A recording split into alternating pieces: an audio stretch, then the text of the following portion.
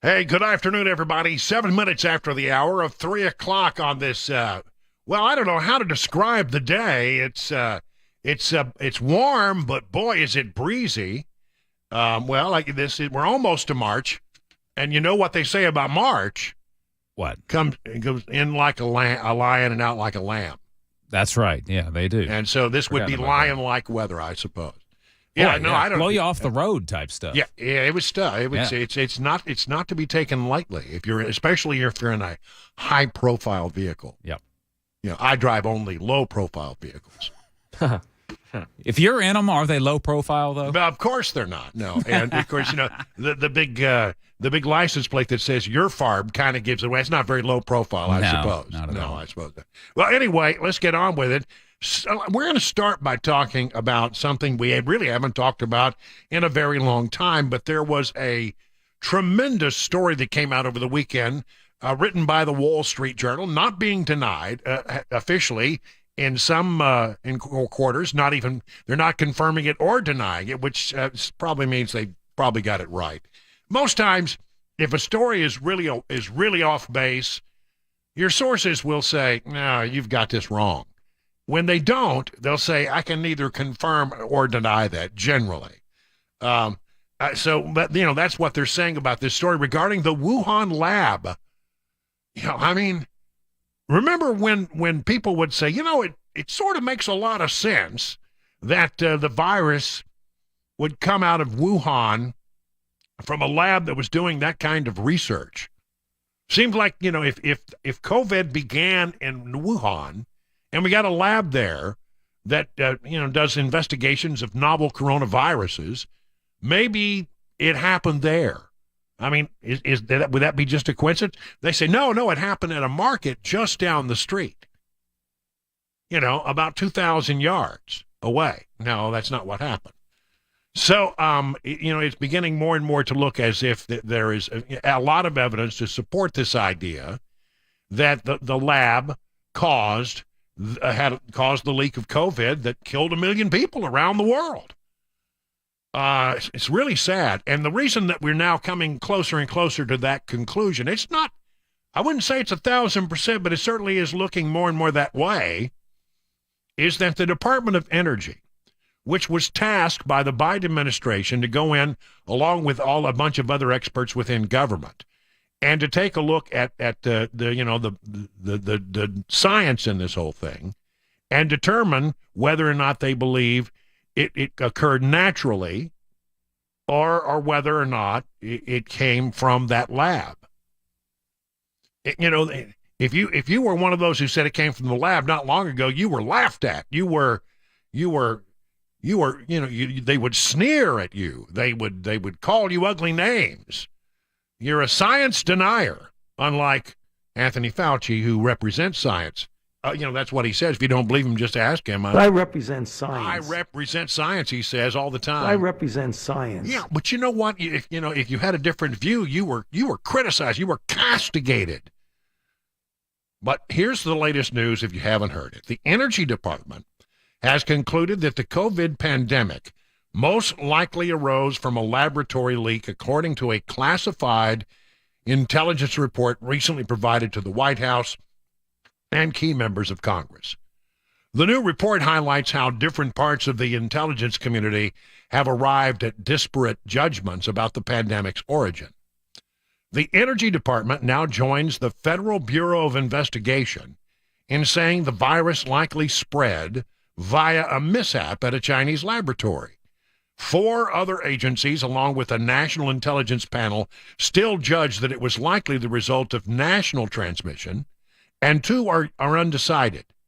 The Energy Department's conclusion is the result of new intelligence and is significant because the agency has, I didn't know this, considerable scientific expertise and oversees a network of U.S. national laboratories, some of which conduct advanced biological research. Who knew?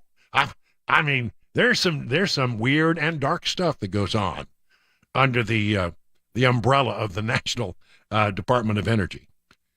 The Energy Department made its judgment, according to the Wall Street Journal, with low confidence according to people who have read the classified report. The FBI previously came to the conclusion that the pandemic was likely the result of a lab leak in 2021 with moderate confidence and still holds that view. The FBI employs a cadre of microbiologists, immunologists, and other scientists and is supported by the National Bioforensic Analysis Center, which was established at Fort Detrick, Maryland in 2004 to analyze anthrax and other possible biological threats. No one was giving details on this new, fresh intelligence that led the Energy Department to change its position. They added that while the Energy Department and the FBI each say an unintended lab leak is most likely they arrived at those conclusions for different reasons. Isn't that interesting? So you remember, not everybody in the intelligence community right now believes that it came from a lab leak. But the FBI and the Department of Energy citing new intelligence too, which means that now all these other organizations have to look at what the national labs have come up with and look and see whether or not they have that opinion has merit. Other people may change their minds. So how is this all going down? Jake Sullivan was asked about it on the weekend. He's the national security advisor to the White House. Well, I want to ask about a new Wall Street Journal report out this morning that a classified intelligence report from the Department of Energy concludes that the coronavirus pandemic most likely did not emerge naturally, but it did come from a laboratory leak. Did the coronavirus pandemic start in a lab? Is that what you believe now? Well, Dana, there is a variety of views in the intelligence community. Some elements of the intelligence community have reached conclusions on one side, some on the other. A number of them have said they just don't have enough information to be sure. Here's what I can tell you. President Biden has directed repeatedly every element of our intelligence community to put effort and resources behind getting to the bottom of this question. And one of the things in that Wall Street Journal report, which I can't confirm or deny, but I will say, the reference to the Department of Energy, President Biden specifically requested that the national labs, which are part of the Department of Energy, be brought into this assessment because he wants to put every tool at use to be able to figure out what happened here. And if we gain any further insider information, we will share it with Congress and we will share it with the American people. But right now, there is not a definitive answer that has emerged from the intelligence community on this question. All right, no definitive answer, but certainly now we have another voice raising questions as to, how this, it makes sense, doesn't it? I mean, you've got a town where COVID originated. In that town is a lab that does advanced research on novel coronaviruses. And then they, when the Chinese were asked what happened here, they said, I don't know. It seemed like it came out of this market, which just happens to be a couple of blocks from the lab where they study the coronaviruses. I mean, come on. I mean, when you start to look at it, you say, really, are we just being dense about this? It seems like a lot of it seems to suggest it came from the lab, right? Karine Jean-Pierre wants you to know, as she says about everything when asked, that the president takes this seriously. Look, this is something that the president takes very seriously. I mean, she always says that. I mean, how many times have we heard her say that the president takes this or that seriously? Look, this is something that the president takes very seriously. He directed repeatedly his intelligence community to put efforts and resources behind getting to the bottom of the origins of COVID-19. And so, he doubled down on that and like I said, redirected his intelligence community, and that's what you're seeing. But again, there's not a consensus here. We're still going through the process, and as we are getting briefed and updated, the president will certainly share that with Congress and the American people. But the president believes that it is important that we get to the bottom of this, especially as we need to prepare for who knows what the future may hold. Don't want to get into hypotheticals, particles from here, but we need to be prepared for the potentially another pandemic. And so, again, we've taken this very seriously. The president has. We need to get to the bottom of what occurred. Yeah. Isn't it interesting? They neither want to confirm tonight, but boy, they sure have a lot to say about it, don't they?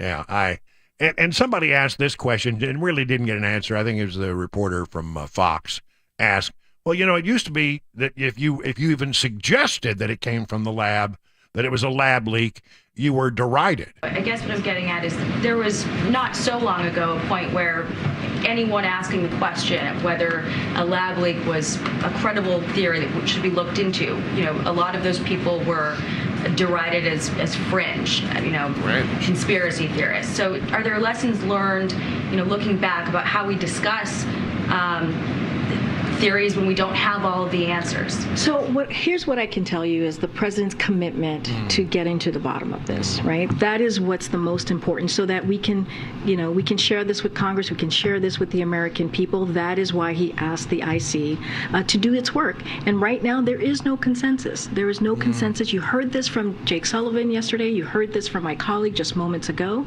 And we're going to do everything that we can. The president is asking his team to do everything that they can to figure out where it originated, because of what could potentially happen next, because of the potential of having another pandemic. And I think that's what's most important. That's what the American people should have confidence in, is that you have a president that wants to get to the bottom of this. Yes, he wants to get to the bottom of it.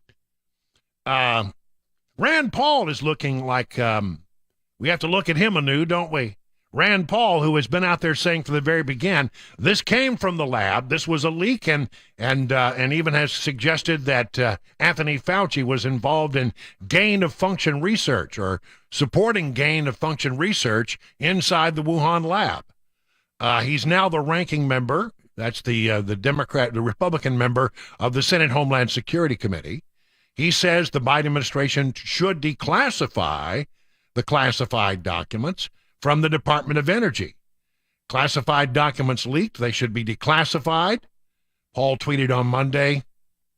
Paul is not the only U.S. senator pushing to see the intelligence. Senator Josh Hawley said on Sunday he will introduce legislation to declassify intelligence findings. The American people deserve the full truth about COVID origins. No more whitewash. Well, I agree with that. Okay. The other thing you have to look at is how the media handled this. Wall Street Journal is saying this now, and remember there are differing opinions. But what's wrong with someone who comes up and says, it seems like this might have come from that lab that studies novel coronaviruses, and boy, I mean, those stories were shut down. Social media wouldn't let them go forward. They were those any accounts like that were listed as disinformation. They shut down social media on that idea, and it was even true that Anthony Fauci was known to be in meetings where he said, "No, we got to knock this thing down about the lab." Well, you know why they want to knock it down? Because there's a pretty good case to be made that the United States and Anthony Fauci, under his supervision, was providing funds to the Wuhan lab to do exactly this kind of research, and it came out of that lab, and the United States fingerprints may be on it. Anthony Fauci doesn't want you to know that, and the Democrats want to make sure that this remains hush-hush. One way or the other, this thing is starting to burble again, and the Chinese are squirming, and the Biden administration will neither confirm nor deny, but they sure are saying a lot of things about this, aren't they? We're all over this story, and we'll stay on it today as new developments emerge. It is now 21 minutes past the hour, 3 o'clock on SuperTalk.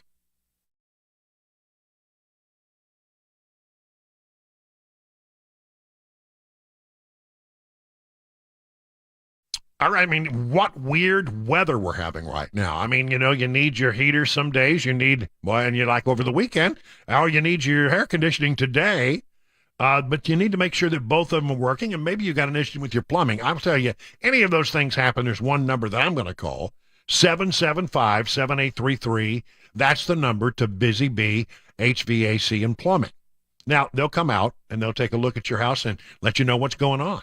By the way, if you need to replace an old system, and they do need replacing sometimes, you'll not find a better deal. 12 months, same as cash. You might want to become a member of the Beehive Club. I sure am. For as little as $99, you get 3 thorough maintenance services on your systems, one aimed at heating, one aimed at cooling, one aimed at plumbing. No overtime charges, 24/7, 10% off all repairs. 615-775-7833 or online at busybeehvac.com.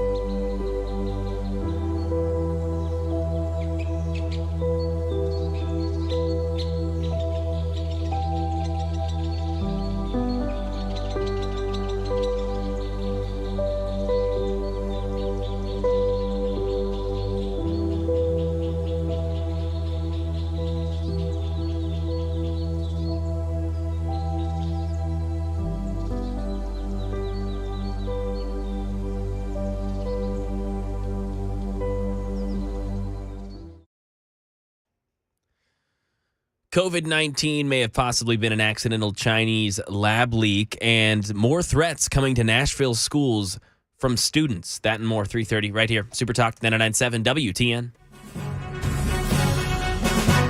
Our 2024 update. Let's get the year right. Wilson, come on. Let's look at what's going on. We do have stuff to tell you all about.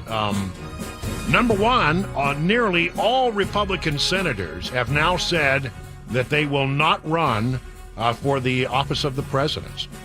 That's right, out of the 2024 race. Governors are gearing up, though, in a big way.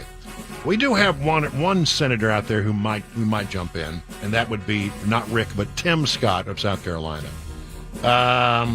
In the 2016 cycle, at least 5 of the 17 major Republicans who served in the Senate at one point, including Marco Rubio, Ted Cruz, Rand Paul, Lindsey Graham, and Rick Santorum, who's no longer a senator, I think jumped into the race. So it's very interesting that all Republican senators have decided they're not going to jump in at this point. Trump is going to be asked, along with all Republican candidates, to make a loyalty pledge to join the RNC debate on stage. Republican candidates who will have to pledge support for the eventual nominee in order to be included on the Republican National Committee debate stage. McDaniel says candidates will have to sign the pledge prior to the first primary debate, which will be held in Milwaukee. We learned the other day. It could have been Nashville. It could have been Nashville, just saying. It's going to be in Milwaukee, just like the 2024 convention is going to be. Was ours for the asking. Democrats in the city council. Just want to mention that again, that you threw away millions of dollars in revenue. I know I'm diverting, but I mean, it really irritates me every time I think about this. We're saying you're not going to get on the debate stage unless you make the pledge, said Ronna McDaniel. Anyone getting on the Republican National Committee debate stage should be able to say, I will support the will of the voters and the eventual nominee of our party. I think they're all going to sign it, so that means that Trump will be asked, along with everybody else, to do that. Trump tops DeSantis by 15 points in a Fox News poll. The survey released on Sunday found Trump, who launched his re-election campaign back in November, in the lead among potential Republican primary challengers with 43%. DeSantis, who hasn't formally announced that he will run, follows with 28%. Fox News poll put Trump and DeSantis at the top of a possible GOP primary pack of some 15 potential contenders. Nikki Haley was 21 points behind DeSantis with just 7%. And she's right there with Mike Pence, who also earned 7%. Pence has not said he'll run, but has hinted he'll make a decision. There we go. What about Joe Manchin, very quickly? He keeps his presidential run on the table. That's right, he might run. He won't say he's a Democrat when asked, are you still a Democrat? He caucuses with the Democrats. He says he's an independent, but he caucuses with the Democrats. Senator Joe Manchin is keeping his options open ahead of the 2024 election cycle. He appeared to rebut reports that he ruled out running for the presidency in 2024. When asked for a clarification, his spokesperson told the Washington Examiner, Manchin continues to consider the best way to serve his state and country, but make no mistake, he will win whatever race he enters. How about that? Manchin running as a Democrat would be interesting. Manchin running as an independent would be something to be concerned with because he would get some votes, I'm sure. 30 minutes now, past the hour of 3 o'clock on SuperTalk 99.7.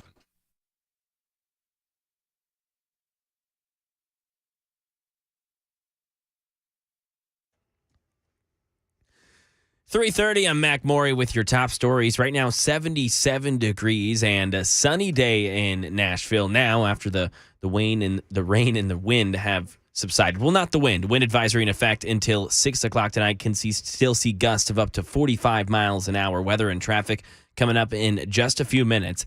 Despite a U.S. assessment that the COVID virus came from an accidental Chinese lab leak, the White House says there's still no conclusion on the origin of the coronavirus. Andy Field has the latest. The U.S. Energy Department issuing what it calls a low-confidence conclusion that COVID leaked from a Chinese lab. 4 other U.S. intel agencies think it jumped from animals to humans in China. The rest of the government is still looking at this. There's not been a definitive conclusion. White House spokesman John Kirby saying the U.S. has spent 2 years pressing Chinese officials for answers and access, and they haven't cooperated. Right now in Tennessee, 2 Nashville teens were arrested today for making threats via social media. The Nashville prep students made the threats on Thursday. They were then taken into custody. The 8th graders made the threats on Instagram and made claims of a mass shooting. They claimed they did it so they could get out of school on Friday. Both students are now facing charges of making a threat of mass violence at a school and a false report of an emergency.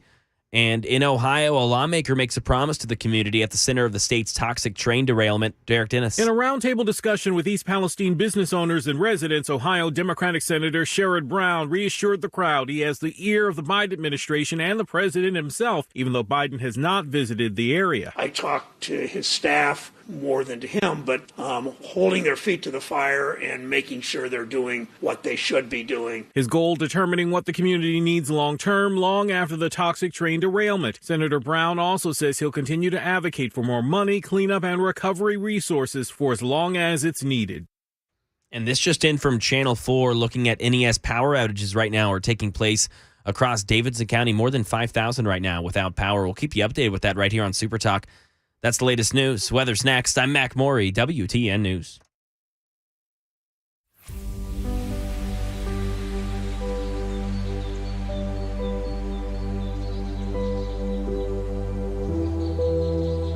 Hi, I'm Paul Winkler. We know that diversification is an important part of the investing process, but how do you reduce risk of a portfolio through diversification? Well, you use correlations. Now think of bathing suit sales and suntan oil sales. They tend to move together, right? Think of bathing suit sales versus winter coat sales. More dissimilar movement, and that's the idea. But why is diversification so important? Well, think about it this way. Everybody would like to have this happen with their investments. They just go straight up. But what we know is this is really what tends to happen. Markets may go way up and then down, or down, then way up. Now let's say if we isolate parts of that curve right there, and the first curve right there, and the second curve right there. If you're putting money away for retirement, every time you put money in, if this is what's going on, you're buying more shares. Then just before you retire, the market goes up, you're really happy. If on the other hand, you keep paying a higher and higher price, and then the market goes down, you're really sad. And we can't choose what's going to happen with the market next. But what we can do is what we know through academic research, and there are Nobel Prizes awarded for this, is we can look for things that tend to move in dissimilar fashion. And what happens when we do that, we can reduce the volatility of the portfolio, hence bringing those curves in. Now that's the idea. Now if you want to learn more about our approach to investing and financial planning, go to paulwinkler.com and set up a free 15-minute phone call. Or you can call 615-851-1950.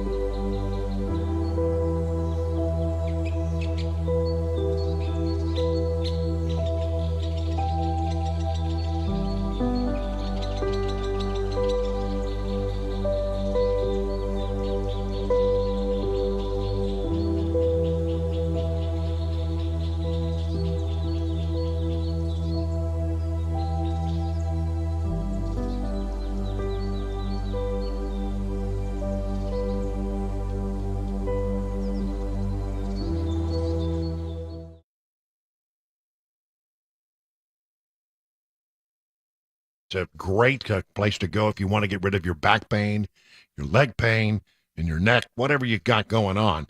Dr. Kevin Mitchell is my doctor. I'll be seeing him tomorrow morning, and he can be your doctor as well. It starts with a phone call, so start this down. Just write this down, 615-246-5009. That's 615-246-5009.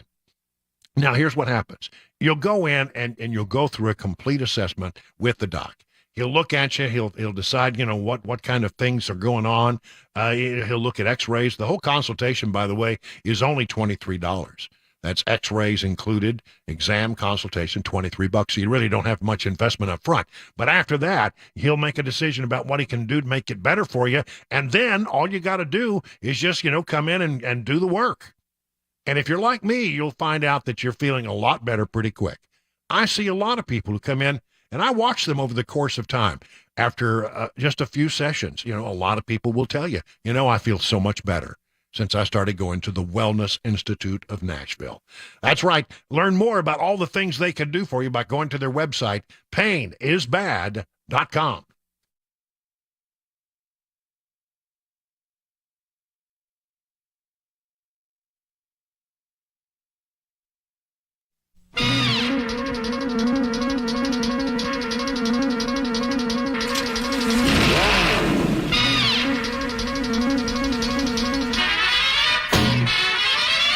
Oh my! Here comes Speed Racer. He's a demon on wheels. He's a demon and he's gonna be chasing after someone.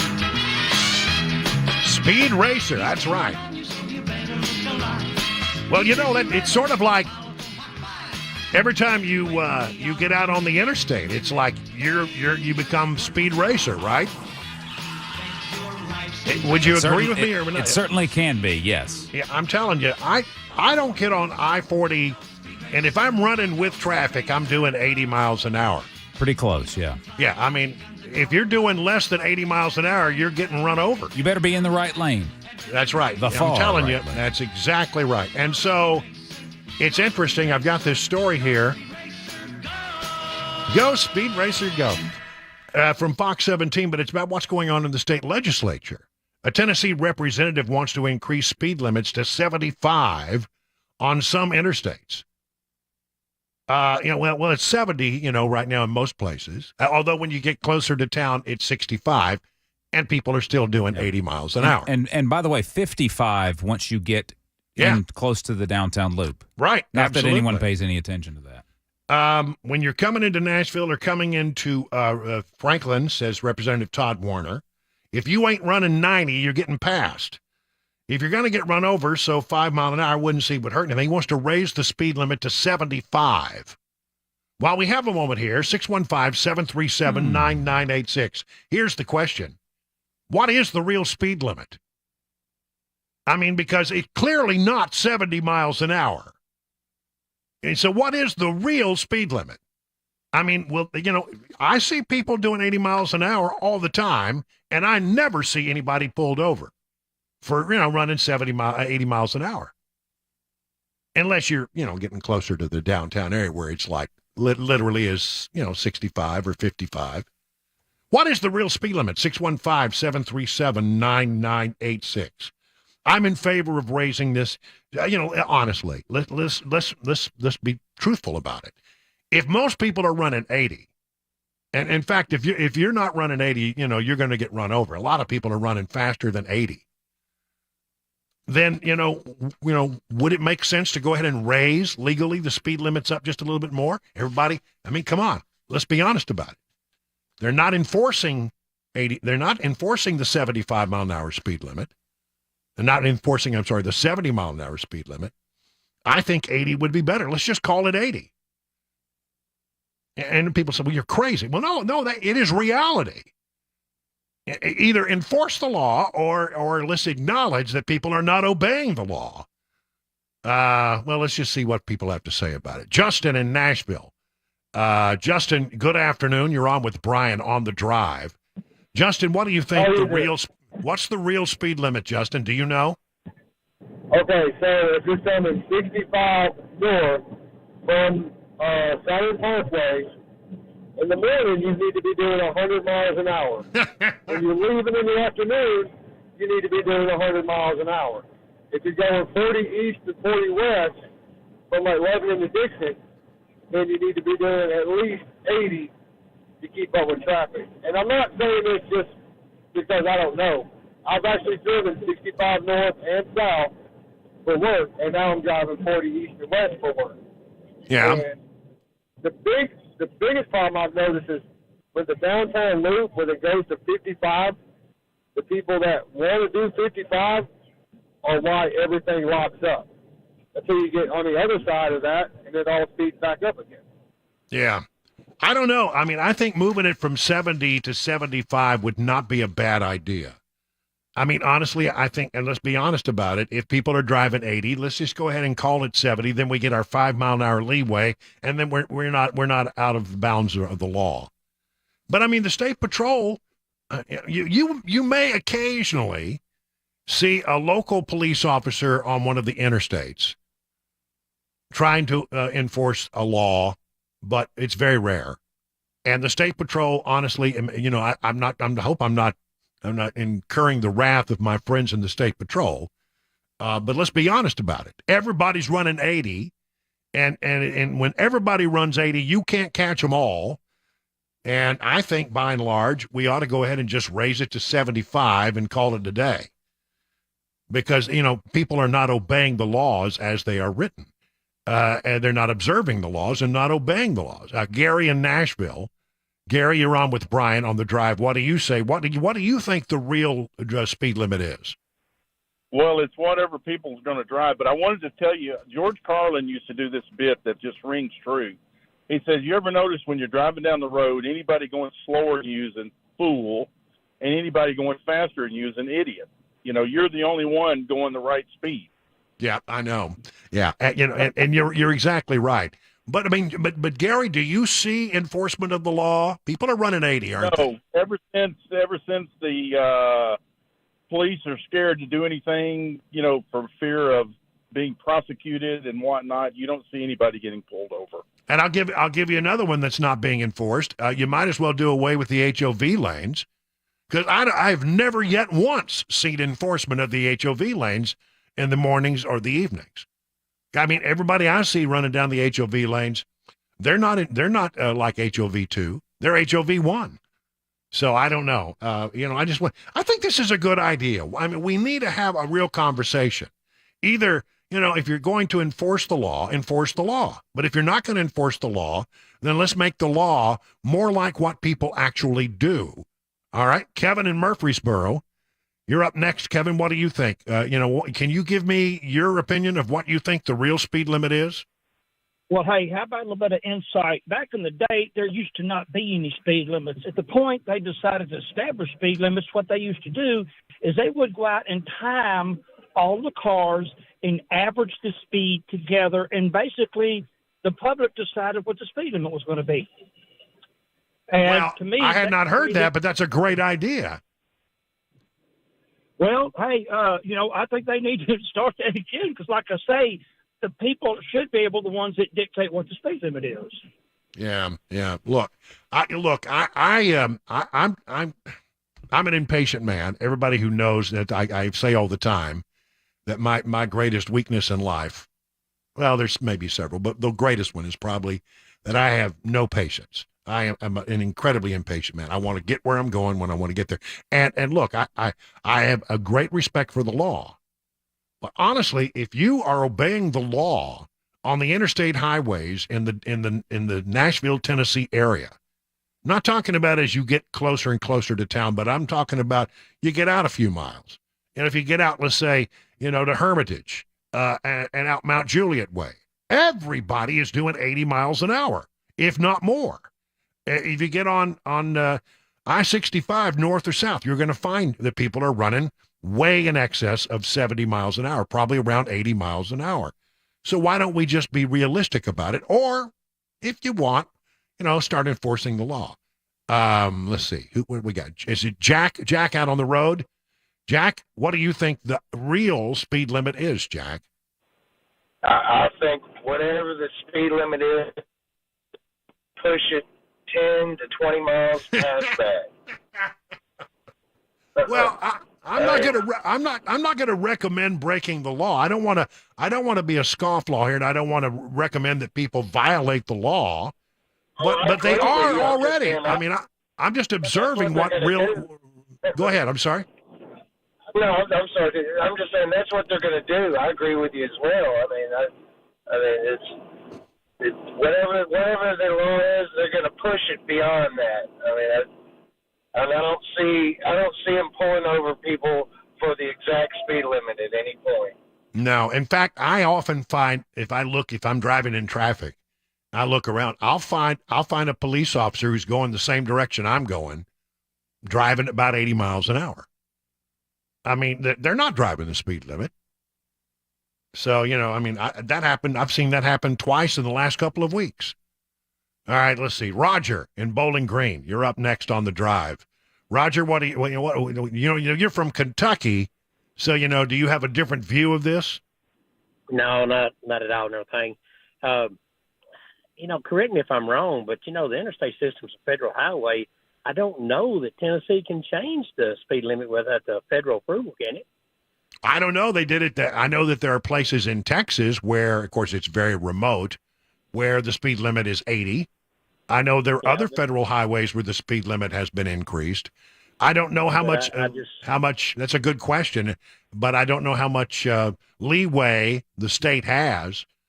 But the bottom line is it ain't real.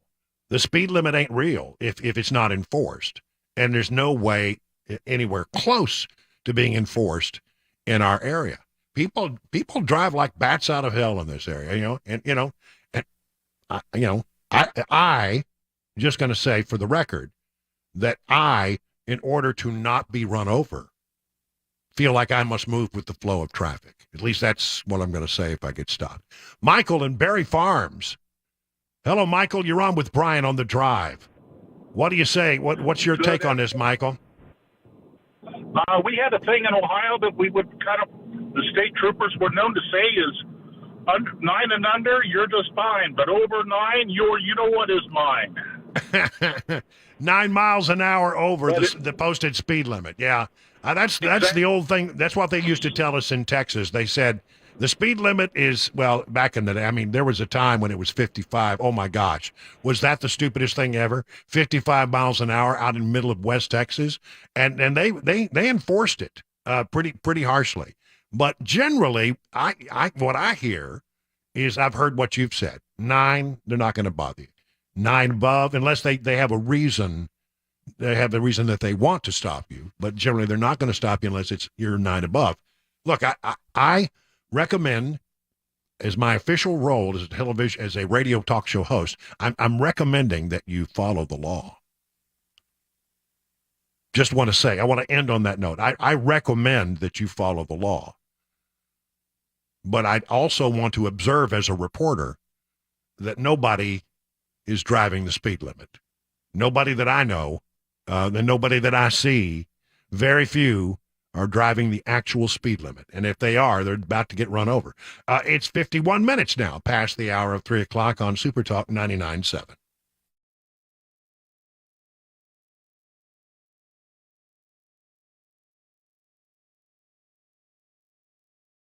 Grace Point Healthcare delivers medicine affordably with menu-style transparent pricings. You'll know how much it's going to cost before the care is actually delivered.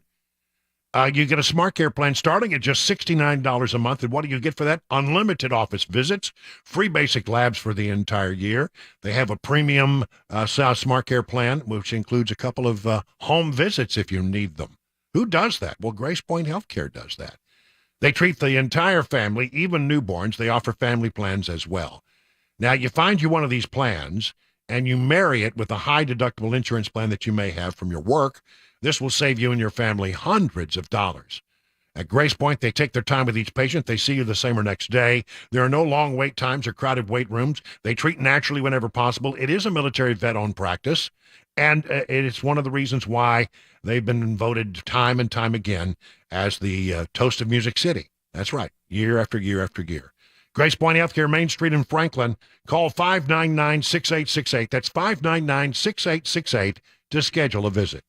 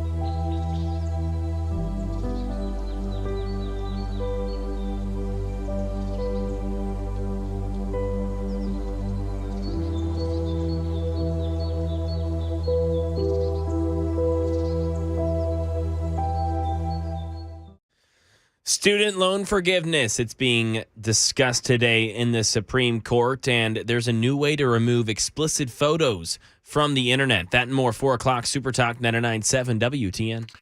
Well, I want to mention you can listen to us on the air on that quaint old technology we like to call FM radio, or on our WTN app, or you can watch on our Facebook, Twitter, YouTube, or Twitch platforms.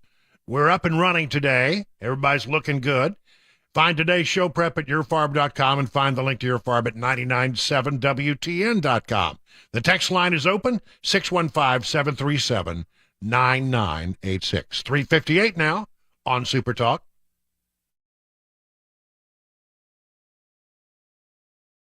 Also, I'm going to tell you why, because number one, they're good people. They've been around 100 years or more, actually more than 100 years. And so, you don't get to be around 100 years. You don't last that long as a business unless you have a reputation for treating people right. And then you're going to see when you go to the store, the thing that I love about them is there's a huge selection of appliances, of furniture. I mean, if you're looking for just the perfect thing, you want to see a lot of different stuff, right? And that's one of the things Cabana wife and I, we went out looking for stuff for our new house, and it was great to go to D.T. McCall's because we found so much selection. We easily found something that both of us could agree upon, which is more difficult than you might imagine. You may not think about it, but it's important, they think, to sell products that are made and manufactured in the state of Tennessee. Like England furniture is not made in England. It's made in Tennessee. Mattress line exclusive to D.T. McCall is made in Tennessee. I have one. I love it.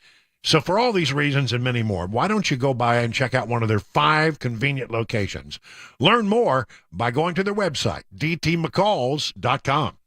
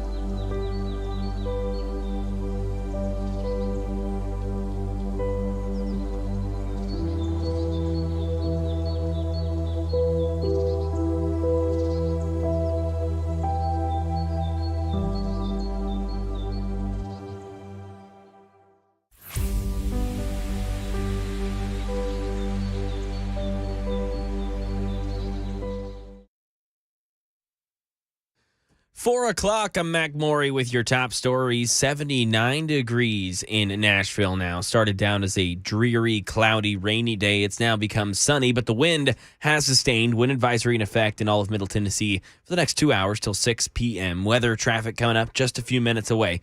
Starting in the Supreme Court, where today they are hearing arguments for and against President Joe Biden's student loan forgiveness program. Devin Dwyer. The U.S. Education Department last year, citing a need to protect the greater good during the pandemic, invoked emergency powers. This is a game changer. The agency offering to absolve as much as $20,000 of federal student loans for more than 40 million eligible borrowers. But the plan's $430 billion price tag didn't sit well with Republicans in 6 states, who saw it as a bailout exclusive to college students. A one-time debt relief would wipe out a chunk of the country's $1.7 trillion student loan debt portfolio, but it could rebound if widespread borrowing continues unabated. And there is a new way to remove explicit photos from the internet. Here's Derek Dennis. It's called Take It Down, sponsored by the National Center for Missing and Exploited Children and found on its website. It allows users to create an ID number for a certain picture as a digital fingerprint that gets entered into a database so that if it ends up online, it can be quickly matched with the original owner and taken down. Facebook, Instagram, Yubo, and adult sites, including OnlyFans and Pornhub, have agreed to participate. Encrypted sites like WhatsApp are not participating. Here in Tennessee right now, a 4-year-old child has died after accidentally shooting himself inside of a house in Antioch. It happened this morning around 4:30 a.m. That's when police were notified. Officials have not reported where this child found the firearm. This is all being investigated by youth services. According to Tennessee law, the adults or parents inside of that house at the time could be charged with crimes. In this particular case, it is not known yet whether that's going to happen. And over in California, that strong storm that dumped rain and snow over there over the weekend has now moved over the Midwest, leaving tornado damage behind. Now, the Northeast is in the crosshairs. Alex Stone says it's impacting flights again, and there are more storms to come. As storms move across the country, again, the impacts are being felt for those who are traveling by air today. Around 450 flights have been canceled in the U.S. That number is ticking up as the day goes on. New York and Chicago airports are the most heavily impacted, along with Boston, Logan, and it could get worse later in the week as West Coast storms keep heading toward the east. And here in Tennessee, again, Fox 17 says that a 22-year-old man who was crossing a street in Mount Juliet was hit by a car and killed today. The Tennessee Highway Patrol reports indicates that the man was traveling to the north side of the roadway when he was struck by a Ford Escape. The driver of the Ford was not injured, and that incident remains under investigation. A quick update on power outages at 3:30. I let you know that there were about 5,000 people in Davidson County without power, according to nespoweroutage.us. Now, that number has gone down. This is because of the wind advisory in the state right now. That number is now down to just over 4,100 people in Davidson County without power. We'll keep you updated with that right here on Super Talk. That's the latest news. Weather's next. I'm Mac Morey, WTN News.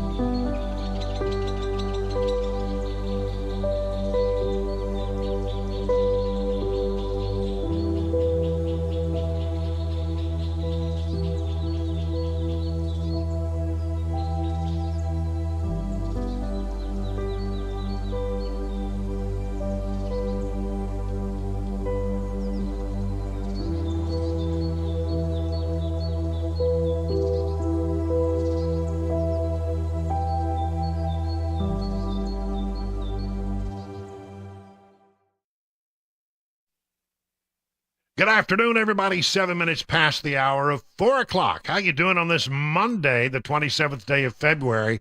Warm and windy today, but try to keep it, in the lane that you're supposed to. Don't let the wind push you into another lane. I mean, it can happen. It's that breezy outside. We got to bring you news and information you can use, and I think we'll head out to the swamp right off the top here.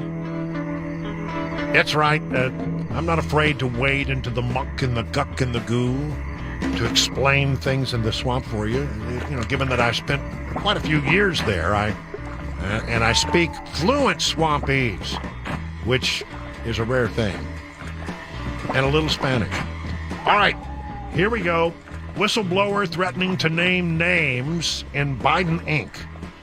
We keep hearing this is starting to happen. That people who have been doing business with Hunter Biden, and by extension, I think the current president of the United States, my opinion, are really ready to prepare to testify and name names. So here we go. This is from hotair.com. When you hear that one of Hunter Biden's former business partners may be going public with some family dirty laundry, the first name that comes to mind is probably Eric Schwerin. And it's true that Schwerin is reportedly cooperating with the House Oversight Committee's investigation of Biden Incorporated. But today's story is about a different associate of Hunter, Joe, and Jim Biden.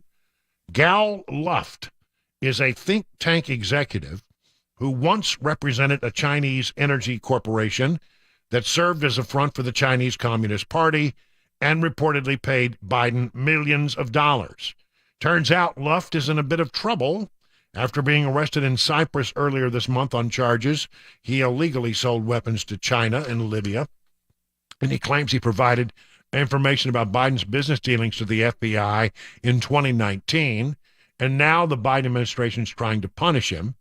So now his attorney is saying that Luft will start naming names soon. In other words, he's in trouble. The Biden administration is trying to put him away because he knows stuff, I guess, is the allegation. And his attorney says that, okay, you want to play that way? We'll tell the House Oversight Committee everything we know. Assuming that Luft's claims are accurate, he would certainly have been in a position to know the Biden family business dealings with China well into the modern era. The alleged deal with CEFC China Energy would have taken place only 6 years ago, and Hunter supposedly cashed in on that to the tune of $6 million. How much of a cut did the big guy get between Luft and Schwerin? We may eventually find out. Luft's attorney in the United States is saying he'll be speaking with House Oversight Committee.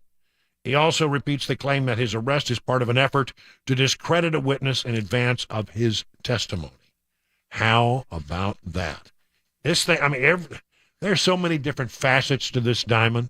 Every day we open up the papers and go through it. Well, we don't really open up papers anymore. We start going through the news. We find another story that suggests that the House Oversight Committee is about to lower the bomb. What is it? Lower the boom? Lower the boom on Hunter Biden and his enterprise.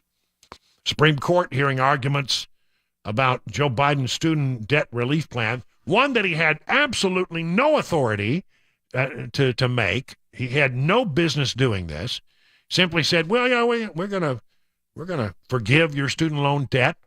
The problem is, he never went to Congress to get that permission. And it's been challenged in the court of law. It's now making its way all the way up to the Supreme Court. The real issue here seems to be an issue of standing. In other words, you got Republican-appointed judges have kept the Democrat president's plan from going into effect. And it remains to be seen how the court, dominated by conservatives, will respond. The justices have scheduled, 2 hours of argument today. It'll probably go longer. And so that's all going on. How did this issue wind up at the Supreme Court?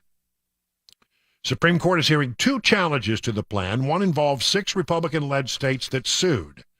The other involves a lawsuit filed by 2 students. A lower court dismissed the lawsuit involving the states, Arkansas, Iowa, Kansas, Missouri, Nebraska, and South Carolina. The court said the states could not challenge the program because they were not harmed by it, but a panel of 3 federal appeals court judges on the U.S. Court of Appeals for the Eighth Circuit, all of them appointed by Republican presidents, put the program on hold during the appeal, and the Supreme Court then agreed to weigh in.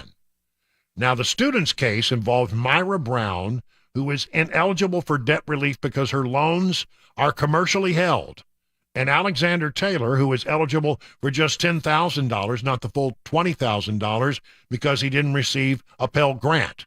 They say that the Biden administration didn't go through the proper process in enacting the plan, among other things. I don't think he had the authority to do it. I think it's unconstitutional for him to have done it, and I think ultimately the High Court, 6-3 conservative court, is going to remind the President of the United States in no uncertain terms that you can't do this without getting the permission of Congress. You know who believed that? That Biden had to get the permission from Congress before he did this? Nancy Pelosi believed that. This was wholly unconstitutional. And I think if you are a student out there rubbing your hands together with glee like that, you do not count on this money coming your way. It's not going to be there. This was, from the very beginning, my estimation, this was the Trump administration trying to suck up to young people in advance of the midterm elections, thinking they were going to get something for nothing, and they were going to vote and go to the polls and vote for Democrats.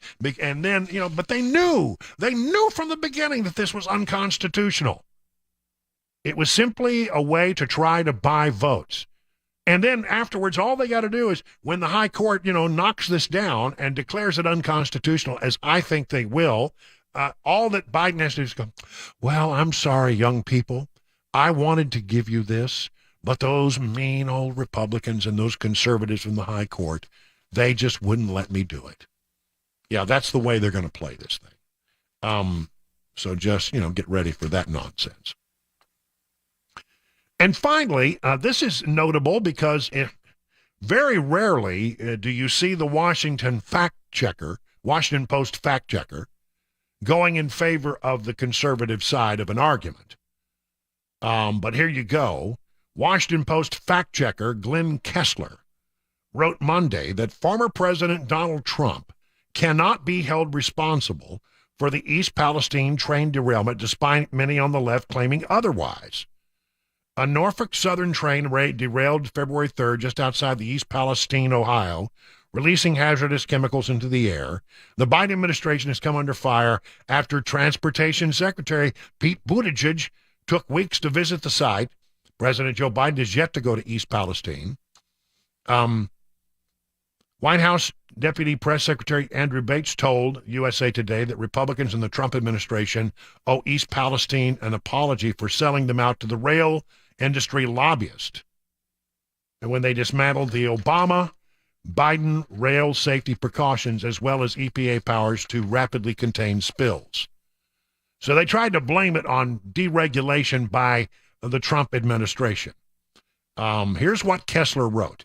We decided to examine every possible regulatory change made under Trump that could be related to the accident and assess whether it would have had an impact. From our analysis, none of the regulatory changes made during the Trump administration on this point can be cited as contributing to the accident. Boof, booyah. That's it. So, this is what the Democrats do. If they're backed into a corner, their absolute first instinct is to blame Trump. Somehow we'll blame this on Trump. And so here you got Pete Buttigieg coming out, and he's catching all kinds of unmitigated hell because he didn't go, and the Biden administration has been slow to respond. It seems as if the Biden administration doesn't care about these people in East Palestine, Ohio, who can't breathe and who's got skin rashes because of this horrible derailment. And honestly, the town is in shambles. The people are going, I don't think they're ever going to be able to live in that town. I heard a story the other day, it sort of struck me, just gives you an example. Who would want to go there after this? With the chemicals that are cancer-causing agents in the water.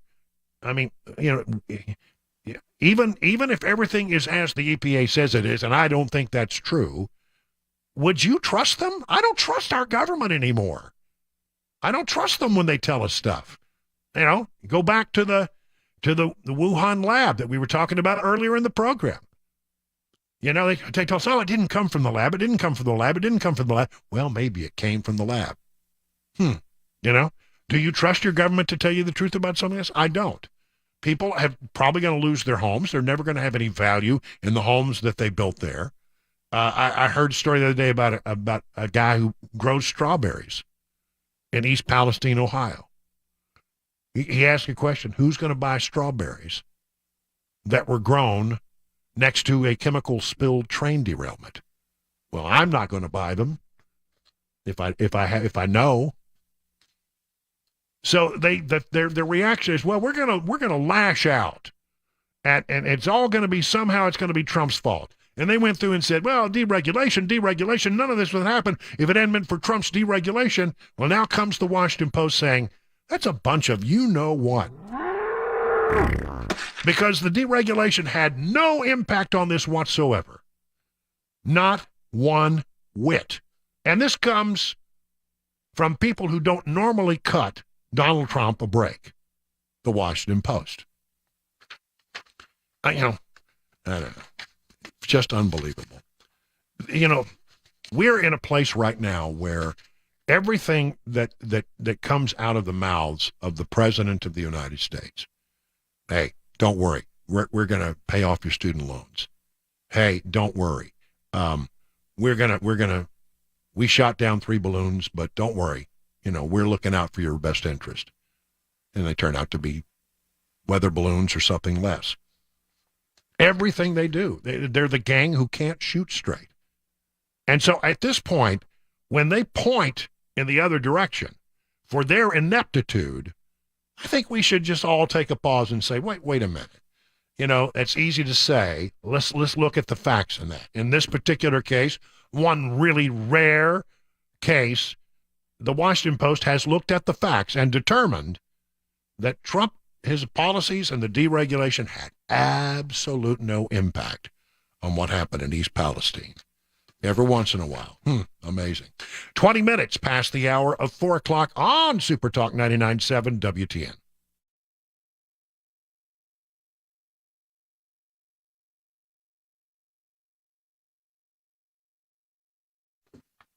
All right, listen, you're thinking about doing a little upkeep around your house this time of year. That's the time people start doing it. A lot of people look at their paint and say, oh, man, I need a paint job. Is it cracking and peeling? Well, you could give it a new coat of paint, but it won't be very long before you'll need to paint again because, that's what paint does. It cracks, it chips, it peels. But if you called the folks at Rhino Shield of Nashville, you wouldn't have to think about painting your house for another 25 years, a full quarter century. Rhino Shield is not paint. It's 10 times thicker than paint. It's infused with special 3M ingredients, billions of microspheres that allow the coating to expand and contract. That's why they offer I'm not making this up, a 25-year warranty against cracking, chipping, and peeling. Clay Morris and the folks of Rhino Shield of Nashville have a great reputation, and they care deeply about doing quality work. Here's what Joan said. The work was outstanding. The quality was top of the line. The guys were very personable, had their ducks in a row, finished in a timely fashion, cleaned up after themselves, and left a great coating on the house. By the way, I'll add a coating that will last for 25 years. What's not to love about that? 615-474-1729. Or learn more by going to this website, rhinoshieldnashville.com. That's rhinoshieldnashville.com.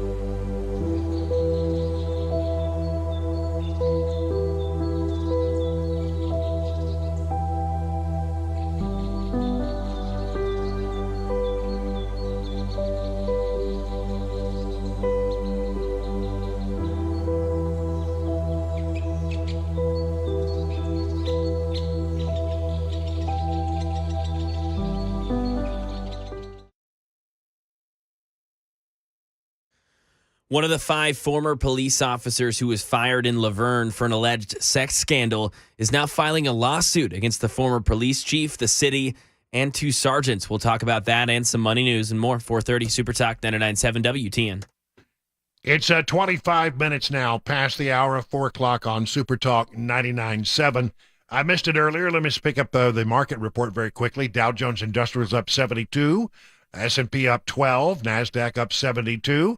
All screens are green, brought to you by Beacon Capital Management. Learn more at beaconcm.com. Want to try out a new segment today because I am shocked, stunned, and amazed sometimes at the absolute inefficiency of government. Well, I'm really not shocked. But, I mean, sometimes you just shake your head in disbelief. You go, holy moly, how can these people be so dumb? So here we go, just a few things in a segment that I like to call Your Government at Work. We tried to come up with some music, but we couldn't think of anything. It just didn't work. It's kind of dry. I mean, I know. It seems dry, doesn't it? It seems like we ought to have something there. You know, like, it's time for, no, Your Government at Work. No, that doesn't work either. It's too happy. It's way too happy. And we got, working for a living, that was pretty good. But it really... that's about people who actually do work for a living. Yeah. It does not coincide. Not government workers. Okay. Well, anyway, we'll work on that. It's a concept still in development. We're fleshing it out. We're fleshing it out. We got our best people on it. Sure. All over it. All right. A new Biden administration rule on cooking appliances. Remember this? When they said, they're coming after your gas stove. And they said, no, that was a bad idea. So we're not. We're not going to come after your gas stove. Well, they really are still coming after your gas stove. A new Biden administration rule on cooking appliances would effectively ban half of all gas stoves on the U.S. market from being sold. That's right. Half of the stoves currently on the market could not be sold if this new rule goes into effect. And it's a rule. It's not a law. It's a rule. So chances are it's going to go into effect. In an analysis published this month, President Joe Biden's Energy Department acknowledged that roughly half of all gas stoves in the U.S. market today would not meet its proposed cooking appliance efficiency regulations. As a result, these stoves would not be eligible to purchase. Still, Energy Department spokesperson Jeremy Ortiz dismissed concerns over the proposal, saying half the gas stove market would remain if this standard is finalized and proposed. All right. So, yeah, but half of it would be gone. Half the market would be okay, half the market would be gone. Well, why don't you let me just pick the one I want and stay the hell out of it? See, this is really Green New Deal, but they couldn't sell that one because it just seemed too crazy. The American people just said, enough. No, you can't do that. So now what they're saying is, well, we're just making some changes to the standard, and half of these will have to go away. And but there'll still be half of them there that you can choose from. Who's coming up with this? Who's responsible for this nonsense? Richard Trumka Jr.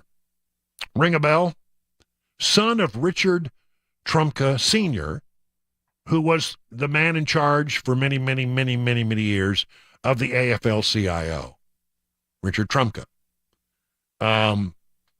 The Association of Home Appliance Manufacturers is arguing the proposed rule would prohibit a much larger proportion of gas stoves from being sold. Association Vice President Jill Notini pointed to a December Energy Department test of 21 stove models. All but one of those models failed to meet the proposed rule's efficiency standards, prompting charges that the rule would actually nullify 96% of the gas market. I believe her. I don't believe what the government is saying. I believe what Jill Notini is saying. Don't you? I'm telling you, you got to watch these guys. They're going to take away your gas stove, just like they're going to bring to the gas stove the wonderful improvements they brought to dishwashers that don't do dishes, and shower heads that don't get you clean, and toilets that don't flush. Users recoil at new iPhone feature that slows charging when clean energy isn't used. Are you ready for this one? Users on social media appeared bothered by recently implemented and little-noticed feature that slows down iPhone charging times in an effort to reduce carbon emissions. The clean energy charging feature, which Apple introduced in its recent update in October of 2022, the feature reviews reports of carbon emissions from local power plants and uses that information to determine if and when the phone recharges. People noticed on Sunday that the feature was activated by default and encouraged users to review their power settings. That's right. They're looking to see where your electricity comes from. They're using geocaching to figure out where you are, looking at where your electricity is likely to come from, and they're putting you on a slower charging mode for your iPhone if it comes from a power plant that burns fossil fuels. And they didn't even ask you. They just did it. Apple. Unbelievable. And here, again, item number 3 in our government at work segment, the Pentagon lost track of $220 billion in military equipment. One of the largest federal agencies admitted to losing track over $220 billion worth of equipment it gave to military contractors. This according to the Government Accountability Office. They found the $220 billion in equipment the agency lost track of is likely significantly understated. It's probably more than $220 billion. Your government at work. 431 on SuperTalk 99.7 WTN.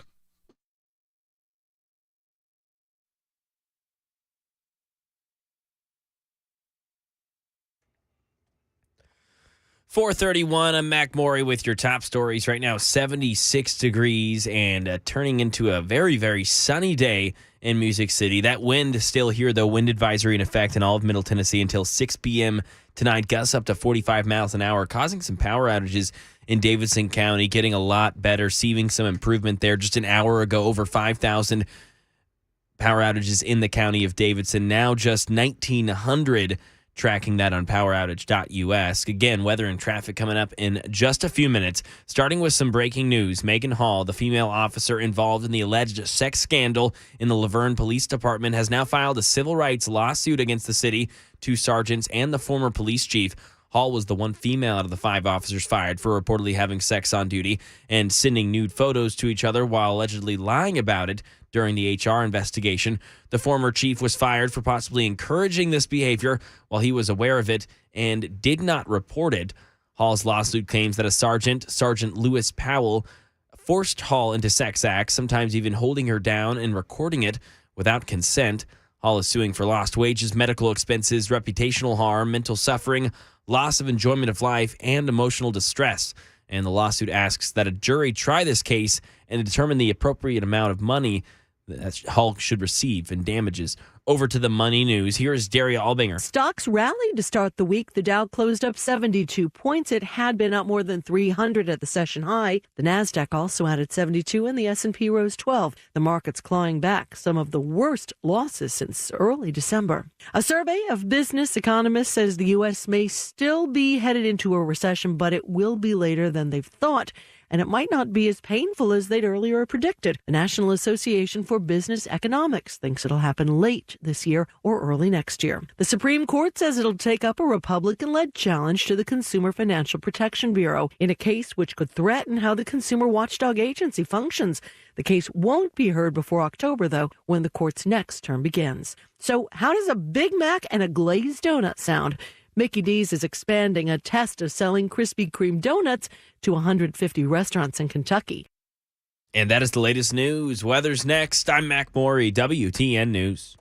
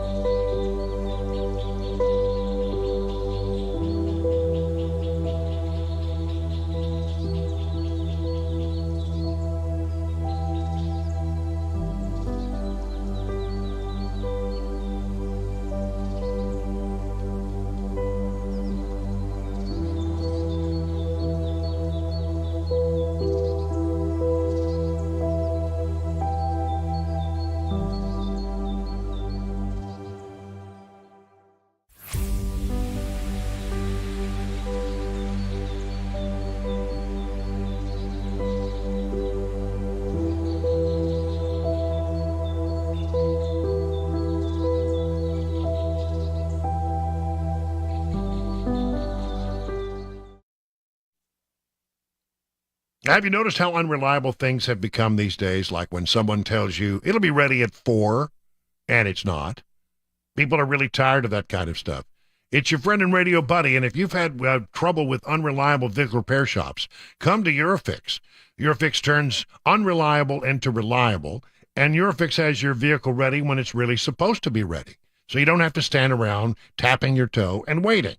Eurofix repairs all European cars with quality that beats the dealer without dealer pricing. That's because dealer repair shops are designed to pay virtually all of a dealership's overhead, and that's a lot of money. Why would you want to pay for that? At Eurofix, reliable also means a 3-year nationwide warranty plus a free loaner car with every repair appointment. Make sure you call ahead as loaner cars are very popular. If you're tired of unreliable repair shops, come to where it's reliable. Eurofix, family owned for 24 years, 844-EUROFIX, or visit myeurofix.com. That's myeurofix.com. Hi, I'm Paul Winkler. We know that diversification is an important part of the investing process, but how do you reduce risk of a portfolio through diversification? Well, you use correlations. Now think of bathing suit sales and suntan oil sales. They tend to move together, right? Think of bathing suit sales versus winter coat sales. More dissimilar movement, and that's the idea. But why is diversification so important? Well, think about it this way. Everybody would like to have this happen with their investments. They just go straight up. But what we know is this is really what tends to happen. Markets may go way up and then down, or down then way up. Now let's say if we isolate parts of that curve right there, and the first curve right there, and the second curve right there. If you're putting money away for retirement, every time you put money in, if this is what's going on, you're buying more shares. Then just before you retire, the market goes up, you're really happy. If, on the other hand, you keep paying a higher and higher price and then the market goes down, you're really sad. And we can't choose what's going to happen with the market next. But what we can do is what we know through academic research, and there are Nobel Prizes awarded for this, is we can look for things that tend to move in dissimilar fashion. And what happens when we do that, we can reduce the volatility of the portfolio, hence bringing those curves in. Now that's the idea. Now, if you want to learn more about our approach to investing and financial planning, go to paulwinkler.com and set up a free 15-minute phone call. Or you can call 615-851-1950.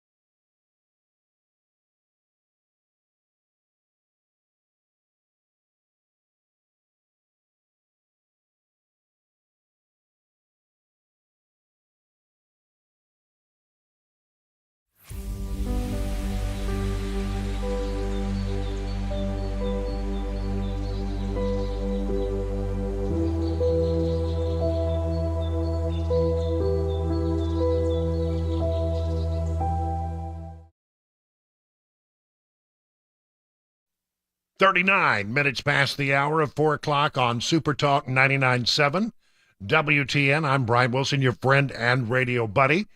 Those watching on SuperTalk TV live on Facebook, Twitter, YouTube, and Twitch may notice there is a very familiar French bulldog wandering in and out of the frame. So she's here with me today. The ever-popular Grogu making an appearance on SuperTalk 99.7, walking through and occasionally looking up, occasionally like rolling on her back. Yeah, you couldn't tell this, but I think it was during your Eurofix read a few minutes ago. You could see little legs every once in a while kicking from the bottom of the screen. She was just out of frame, but then she rolled over and you could see legs. You see legs. Well, anyway. This next story, really, when I saw somebody, this comes from Facebook. I was just scrolling through my Facebook feed today, right? And I said, man, I'll tell you what, I 1,000% agree with this person. And then I sort of, I shared it on my Facebook feed, and about, can't tell you how many people have said, I totally 1,000% agree as well. And I thought I would share this with you, and we'll open up the phones and see what you think about it. It has to do with the fact that we all go to these stores to do business. We spend our all-important dollars. You would think that the stores would want to take good care of their customers. But they don't anymore. And when it gets time to check out, you often find at these, especially in the big box stores, there's nobody to help you check out. You're on your own. And this person pointed out, you know what? I go to Walmart and I have to go to the checkout, the self-checkout, because, there aren't enough checkers, or there are no checkers. I mean, I went to a store not long ago and I was looking for somebody because it was not just your basic checkout thing. There were complications. And I said, where's somebody who can help me with something?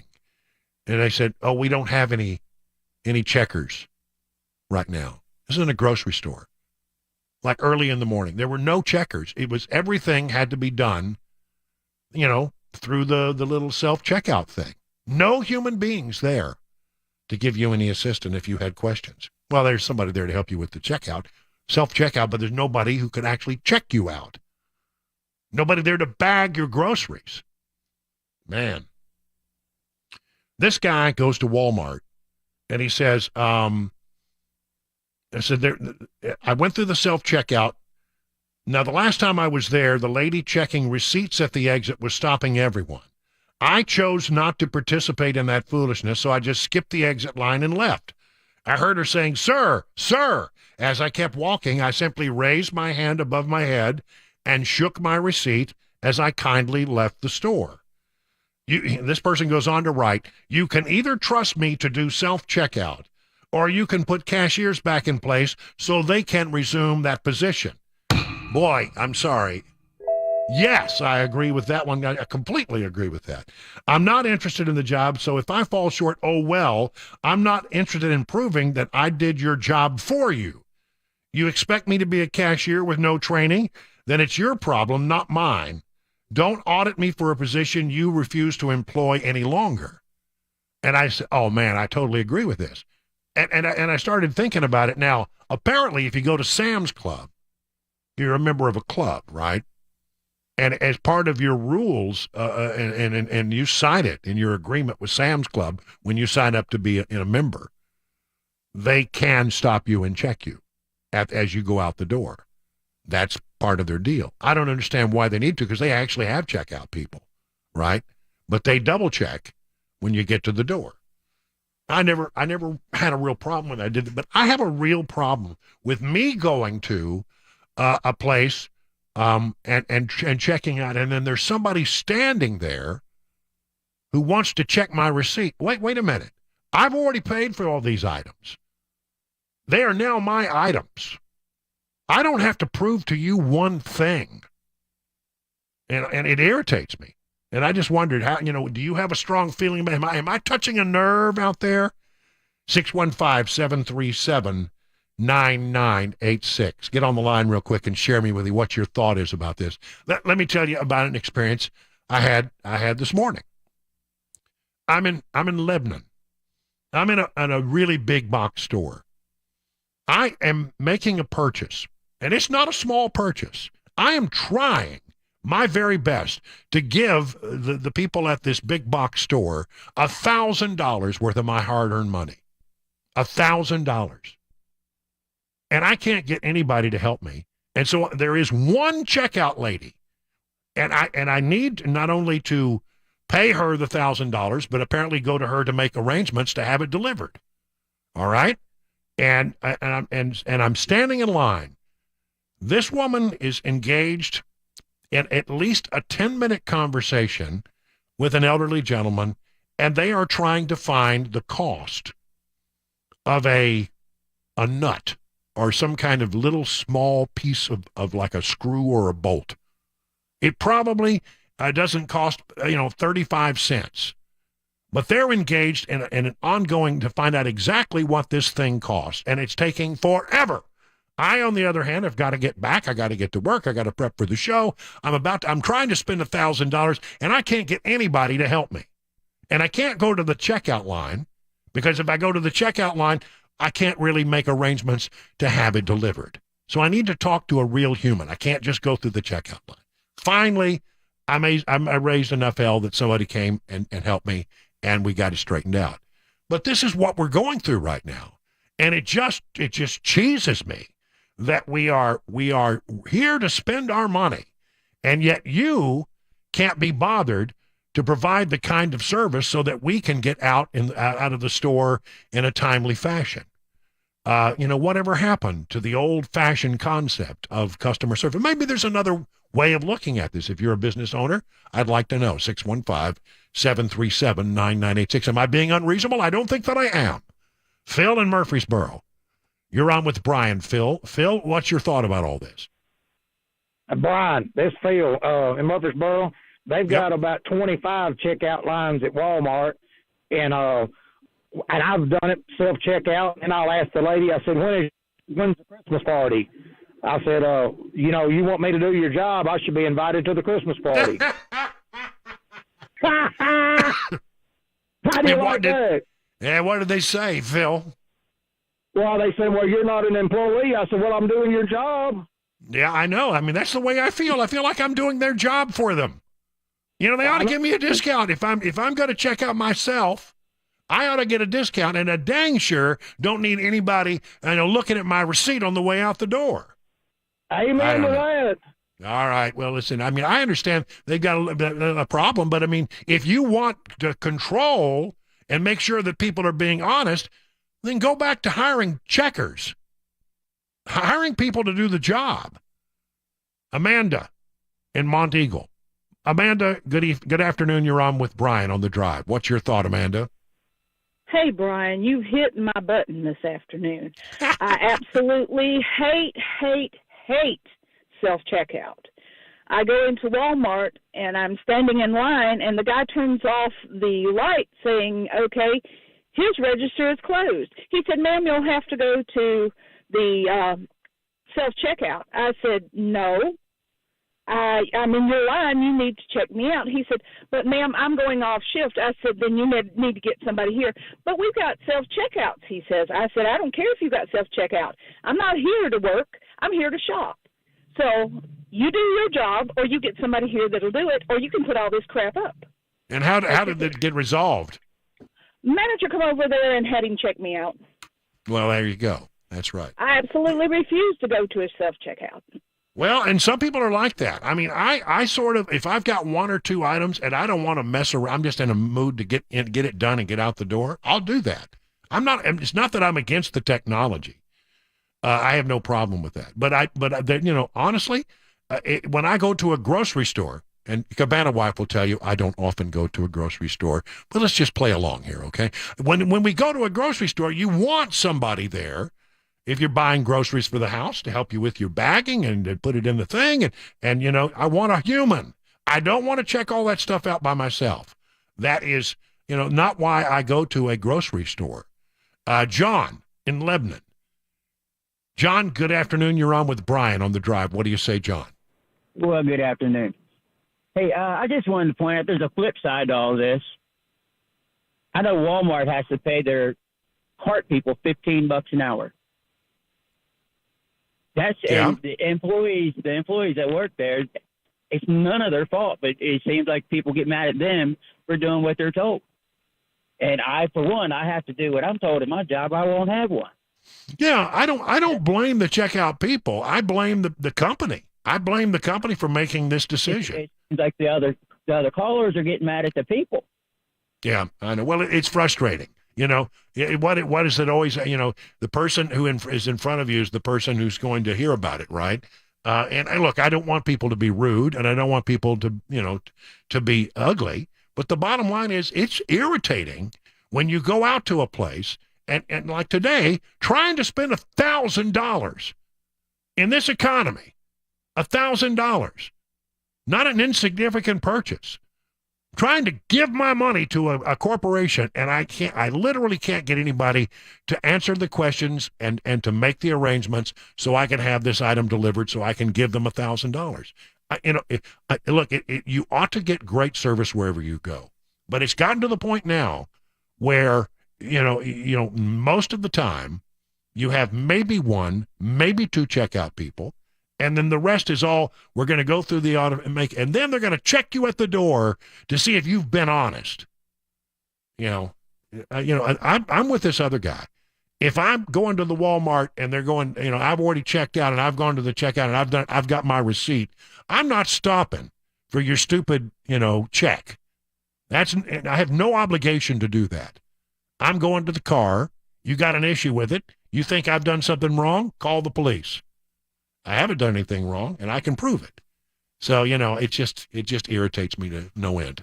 But that's just me. Although I notice that all the phone lines are full right now. So apparently it's not just me. And any good business person would pay attention to that. And the other side of it, I do understand this. You talk to business people, they're going to tell you, hard to find folks. Hard to find folks. That may be a part of it too. 52 minutes now past the hour of 4 o'clock on SuperTalk 99.7.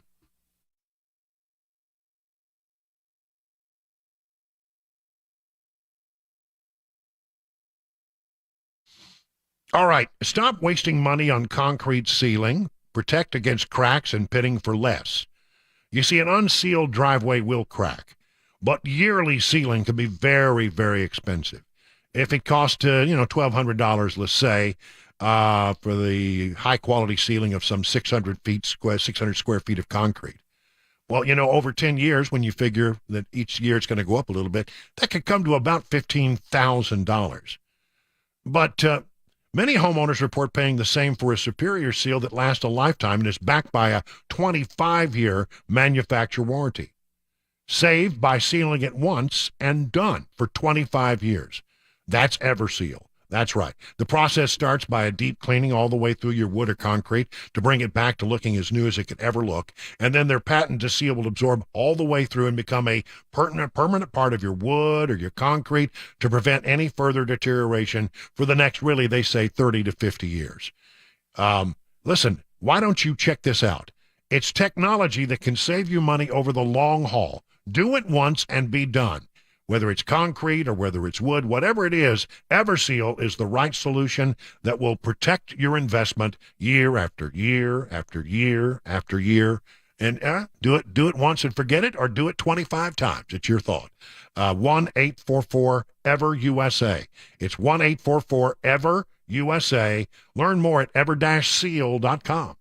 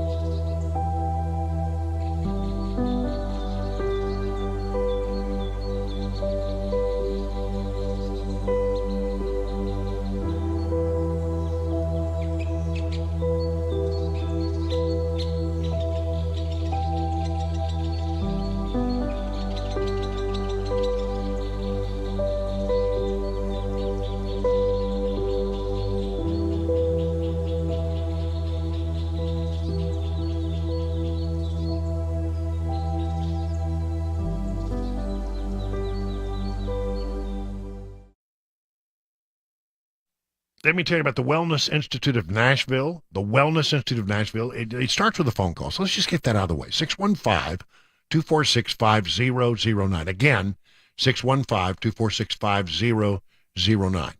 And you've heard me talk about non-surgical spinal decompression. I go through this treatment twice a week, and it's really helped me. I have a little bit of an issue with my neck and my lower back, and honestly, you come in every day, you get stretched out, and this allows your body to sort of heal.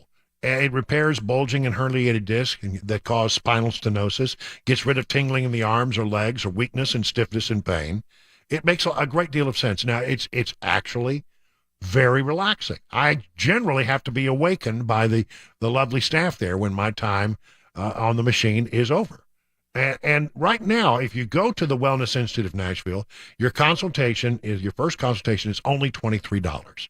An exam, a consultation, x-rays if needed. You can bring in any kind of reports like an MRI and go over them with Dr. Mitchell. And you start a spate of therapy. And as you go through that process, I think you're going to find you feel better. Find out what Dr. Mitchell can do for you. Learn about Dr. Ashley, who has achieved clinical excellence in holistic healing at the Wellness Institute of Nashville, 615-246-5009. Learn more at painisbad.com.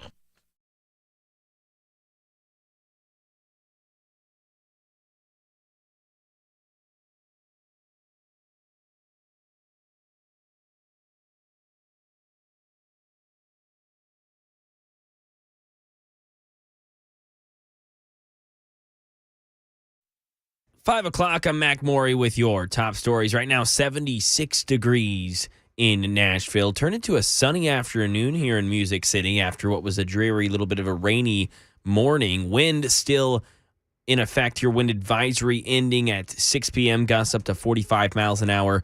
Some power outage issues around Davidson County were caused from that wind. A couple hours ago, it was around over 6,000 people without power in Davidson County. That number is now down to 602. Again, weather traffic coming up just a few minutes.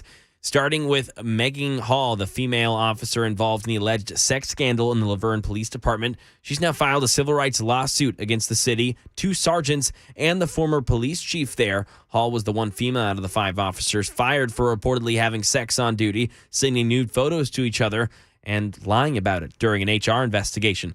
The former chief was fired for possibly encouraging this behavior while he was aware of it and never reported it. Hall's lawsuit claims that a Sergeant Lewis Powell, forced Hall into sex acts, sometimes even holding her down physically and recording it without her consent. Hall's suing for lost wages, medical expenses, reputational harm, mental suffering, and emotional distress. The lawsuit asks that a jury try this case and determine the appropriate amount of monetary damages that Hall could receive.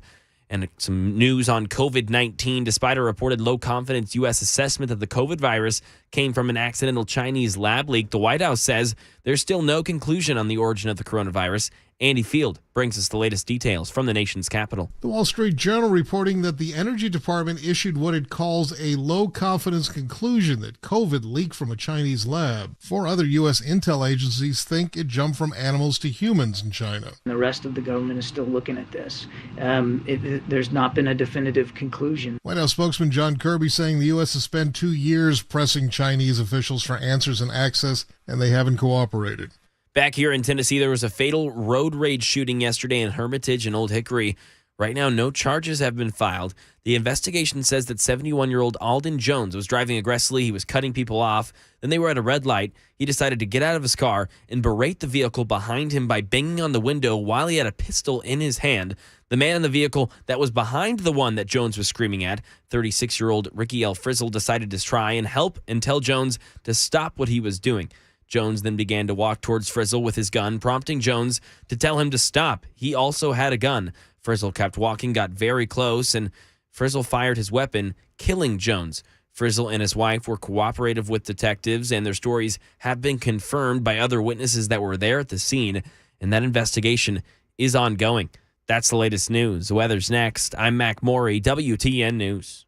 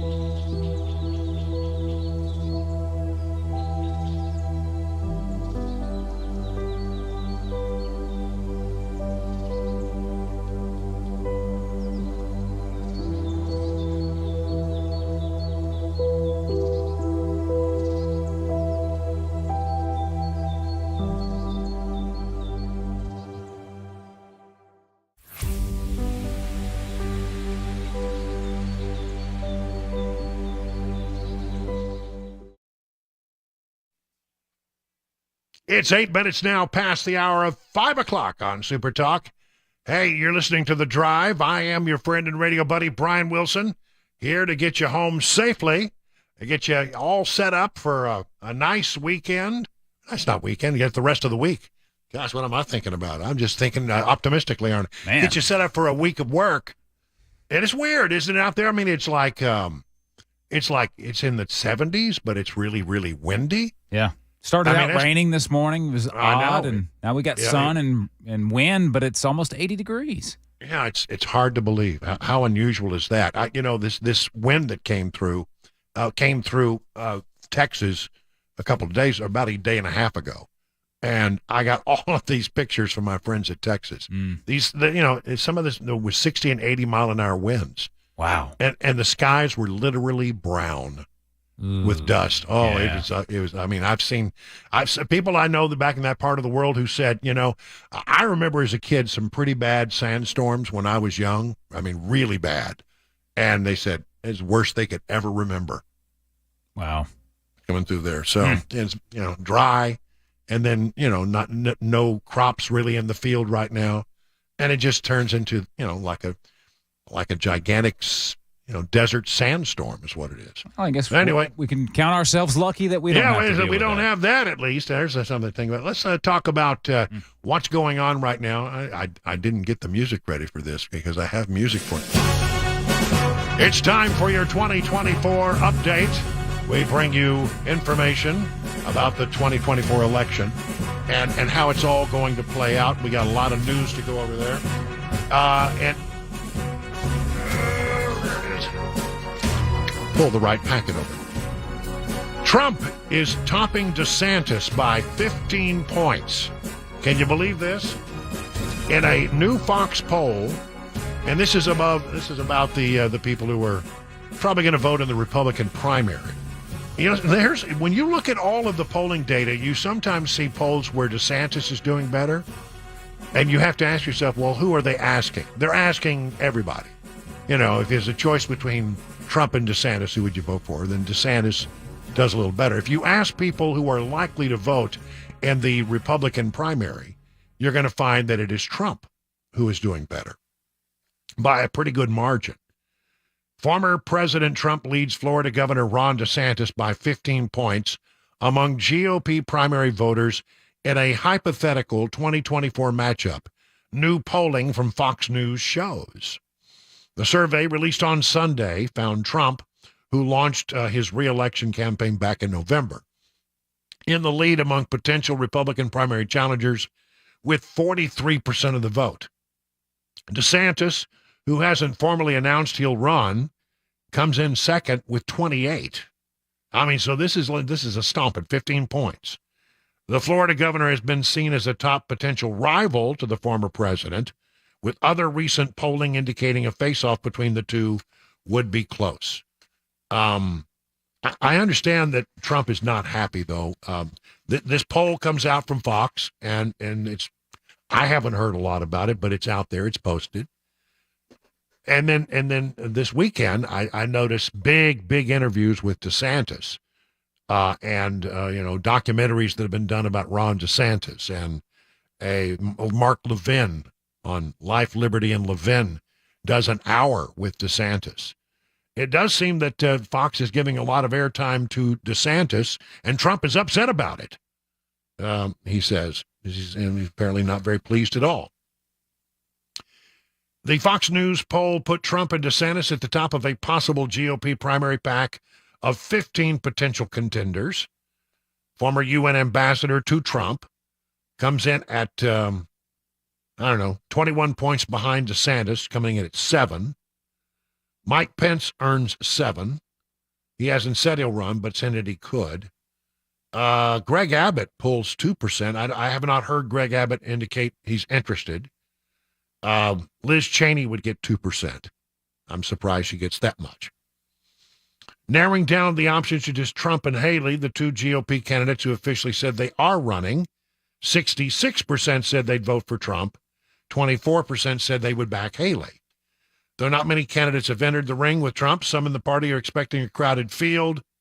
This is a poll of some 1,000 registered voters likely to vote in the Republican primary. The research was conducted by Beacon Research and the Shaw and Company. So there you have it.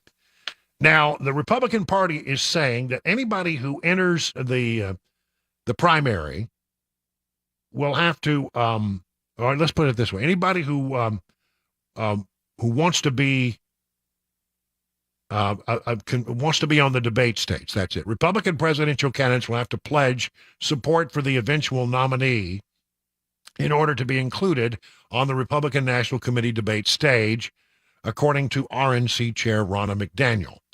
She says candidates will have to sign the pledge prior to the first primary debate, which will be held in Milwaukee. Can I just say, every time I hear that, it irritates me. It's going to be in Milwaukee. Why? Because that's where the eventual RNC convention is going to be, and it could have been Nashville. This could be where we would be doing it. They would do the debate here, right in our own backyard, bringing in all kinds of people. The world would be beating a stage to Nashville. We'd be on our stage, and the world would see us there on the stage, world stage. But no, it's going to Milwaukee. And why? Because the boneheads in the Metro Council, in a fit of pique, decided they didn't want the RNC convention. What a short-sighted idiot. What a bunch of idiots. Anyway, McDaniel says that candidates have to sign the pledge prior to the first primary debate. Former President Trump has expressed opposition to the pledge, however, echoing his hesitancy to make the same pledge in 2016. We're saying you're not going to get on the debate stage unless you make the pledge. Anyone getting on the Republican National Committee debate stage should be able to say, I will support the will of the voters and the eventual nominee of our party. And she predicted everyone would sign it. I mean, Trump could decide not to sign it. And then he couldn't be on the debate stage. Would he suffer if he's that far ahead? I'm not sure. Interesting.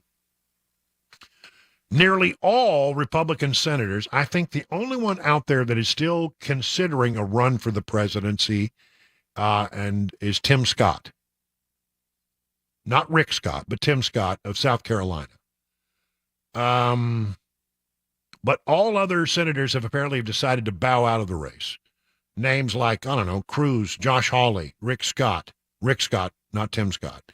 A lot of people, Rand Paul, Lindsey Graham, Ted Cruz, Marco Rubio. That was in 2016. Rick Santorum, who's no longer a senator. However, this time around, virtually all the top Republican senators have declined to run and have actively refrained from cultivating buzz about them actually running. The only one I would say that is an exception to that is Tim Scott, and he hasn't made up his mind yet either. Governors might run against Trump and might enter the race, but right now it doesn't sound like, we got Chris Sununu, Chris Christie, like that's going to happen. Asa Hutchinson, wouldn't waste my time. Larry Hogan, no chance in hell. Glenn Youngkin of Virginia, an interesting choice.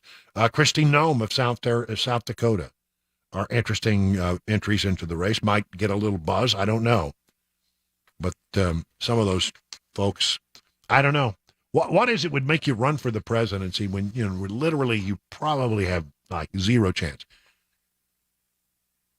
You're polling at 2%. How do you turn that into a win? I don't know. I have a little problem. Manchin, this is an interesting story because the other day somebody said, are you interested in running for the presidency? And he sort of made it sound like he was not interested in running for the presidency. Senator Joe Manchin is keeping his options open ahead of the 2024 election cycle, writes the Washington Examiner. Over the weekend, the linchpin senator appeared to rebut reports that he had ruled out running for president in 2024. When asked for clarification, his spokesperson told the Washington Examiner, Manchin continues to consider the best way he can serve his state and country. But make no mistake, he will win whatever race he enters.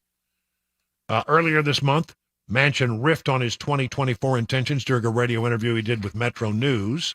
I'm not running for the president of the United States. I can assure you of that as we sit here today. That seems to be a qualification. As we sit here today, I'm not running. Not saying that he wouldn't run. And when asked by host Hoppy Kercheval, Manchin said, if you ask me if I'm running today, the answer is no. But that doesn't mean if you ask me tomorrow, the answer will be no, right? He's leaving himself just about that much wiggle room. Now, interesting thing, would he run against Biden? That would be interesting. Or would he run as an independent? That would be wow. That would change the numbers and the calculations quite a bit. I don't know that Manchin can win a re-election effort as senator in the state of West Virginia. I mean, Trump carried West Virginia with 70% of the vote. 70%. So do you think that a Democrat is likely, especially one who has sort of crossed some people and angered some people in West Virginia? I don't think he can win re-election. But if he enters the national stage, who knows?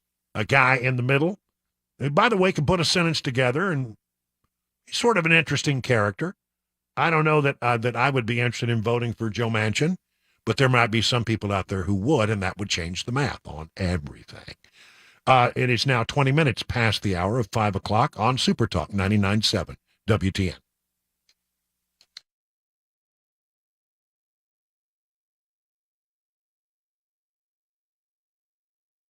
All right, do you sometimes wake yourself up with your own snoring? Is your sleeping partner giving you the sharp elbow in the middle of the night? Have you been relegated to sleeping on the couch? Why don't you do something about it? Set up an appointment with Dr. Stephen Poss at the Sleep Apnea and TMJ Solutions Clinic. 2 locations for your convenience, one in Brentwood, one in Murfreesboro. He can make a customized FDA-approved mouthpiece proven effective in treating mild to moderate cases of sleep apnea. Did you try the CPAP machine? I know. Well, why don't we try something different? Set up an appointment with Dr. Poss and find out if this approach will work for you like it worked for me. Julie put it this way: my husband got his mouthpiece and he stopped snoring at night. Our bedroom is quieter. I'm sleeping better. He's sleeping better. Win-win for us. Start getting a good night's sleep. Feel more energized during the day. Contact the Sleep Apnea and TMJ Solutions Clinic at your earliest convenience to set up an appointment with Dr. Poss. 615-850-8445. Learn more at drposs.com.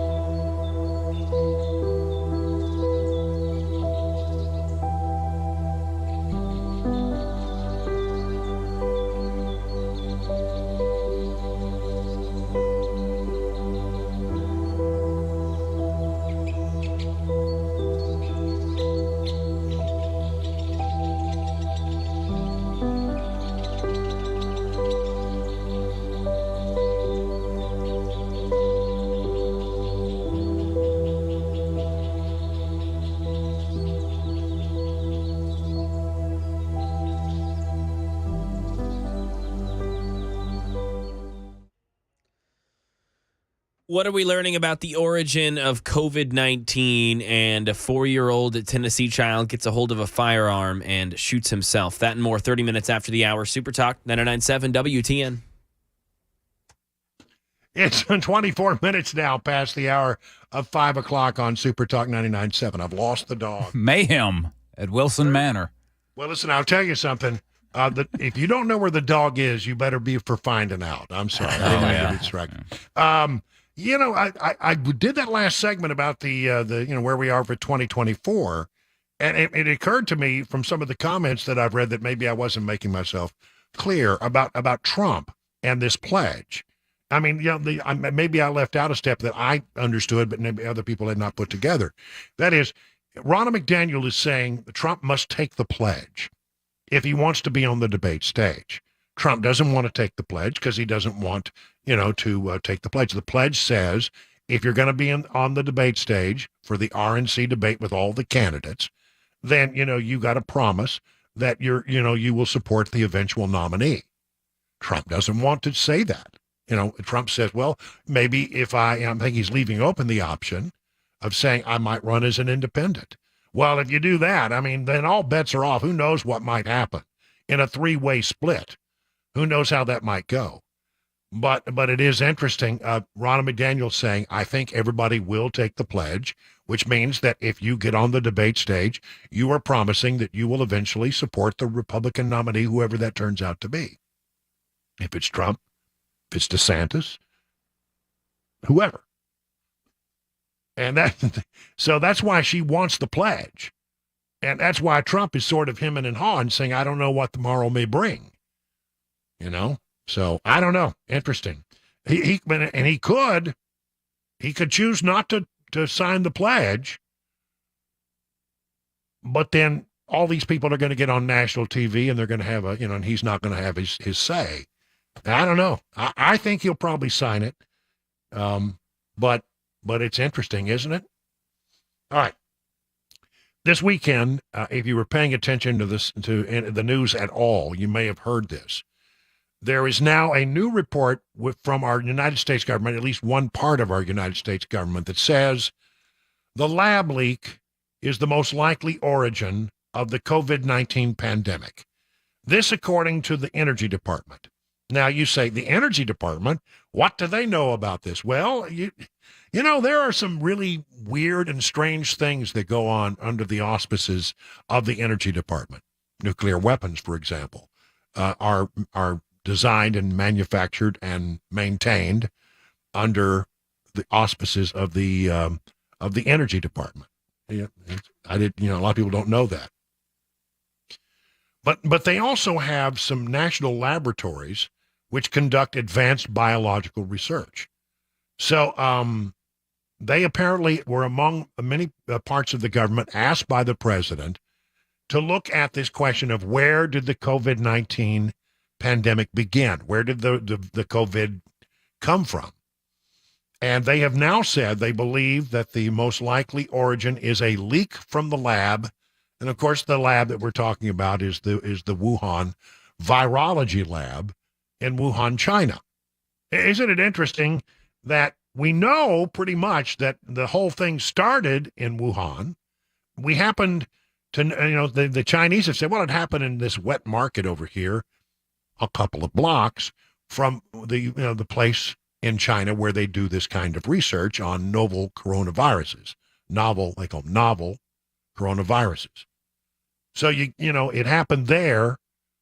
It sort of makes sense, doesn't it? Anybody who sort of just looks and said, well, there aren't many places in China where they do this kind of research. Interestingly enough, the coronavirus is first known to have broken out in Wuhan, not far from where this laboratory is. I don't know. It always made sense to most people, but everybody said, "Oh, well, if you were to espouse that idea, you would be ridiculed. There would be howls of derision aimed in your direction." But now the Energy Department is saying that is the most likely origin. From the Wall Street Journal, which got a hold of the classified report. The new report highlights how different parts of the intelligence community have arrived at disparate judgments about the pandemic origin. The Energy Department now joins the Federal Bureau of Investigation in saying the virus likely spread via a mishap at a Chinese lab. 4 other agencies, along with the National Intelligence Panel, still judge it was likely the result of a natural transmission, and 2 are yet undecided. So you got 2, the Energy Department and the FBI, who are saying it looks like it was a leak from the lab. You got 4 agencies who believe it was naturally transmitted, somehow it naturally developed in the world, and 2 have not yet made up their mind. The Energy Department's conclusion is the result of new intelligence and is significant because the agency has considerable scientific and expertise and oversees a network of U.S. national laboratories which conduct some of the country's most advanced biological research. I mean, who knew that? Now, the FBI says that they came to their conclusion that it was a lab leak in 2021, and they say they have moderate confidence. The Energy Department says they make this judgment with low confidence. And so it's still a sort of an, if you're asking everybody in government to weigh in, it's still undecided. But this is a pretty significant development. And how is the Biden administration handling it? Well, they're neither confirming or denying the report. Can neither confirm or deny this thing that we're going to talk about endlessly now. About a new Wall Street Journal report out this morning that a classified intelligence report from the Department of Energy concludes that the coronavirus pandemic most likely did not emerge naturally, but it did come from a laboratory leak. Did the coronavirus pandemic start in a lab? Is that what you believe now?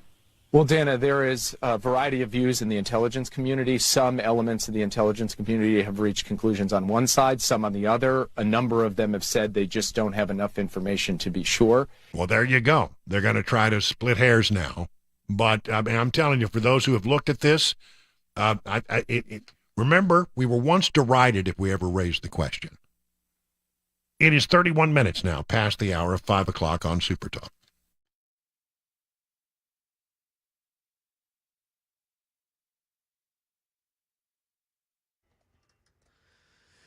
.531, I'm Mac Maury with your top stories. Right now, 74 degrees in Nashville. Been a weird weather day. Started out really dreary, cloudy, dark, and a little bit cooler. The heat then poured out. The sun came out and shined. Got near to 80 degrees. Now down again, back to 74. That wind advisory in effect for the next 28 minutes. Gusts of up to 45 miles an hour. Power outages were a problem because of that wind a few hours ago, over 5,000 in Davidson County, now under 500. Weather traffic coming up just a few minutes away. Starting in the nation's capital, a top White House official says there's, quote, no consensus about the origins of COVID-19. This after a published report that the Energy Department concluded that the coronavirus was the result of a lab leak in China.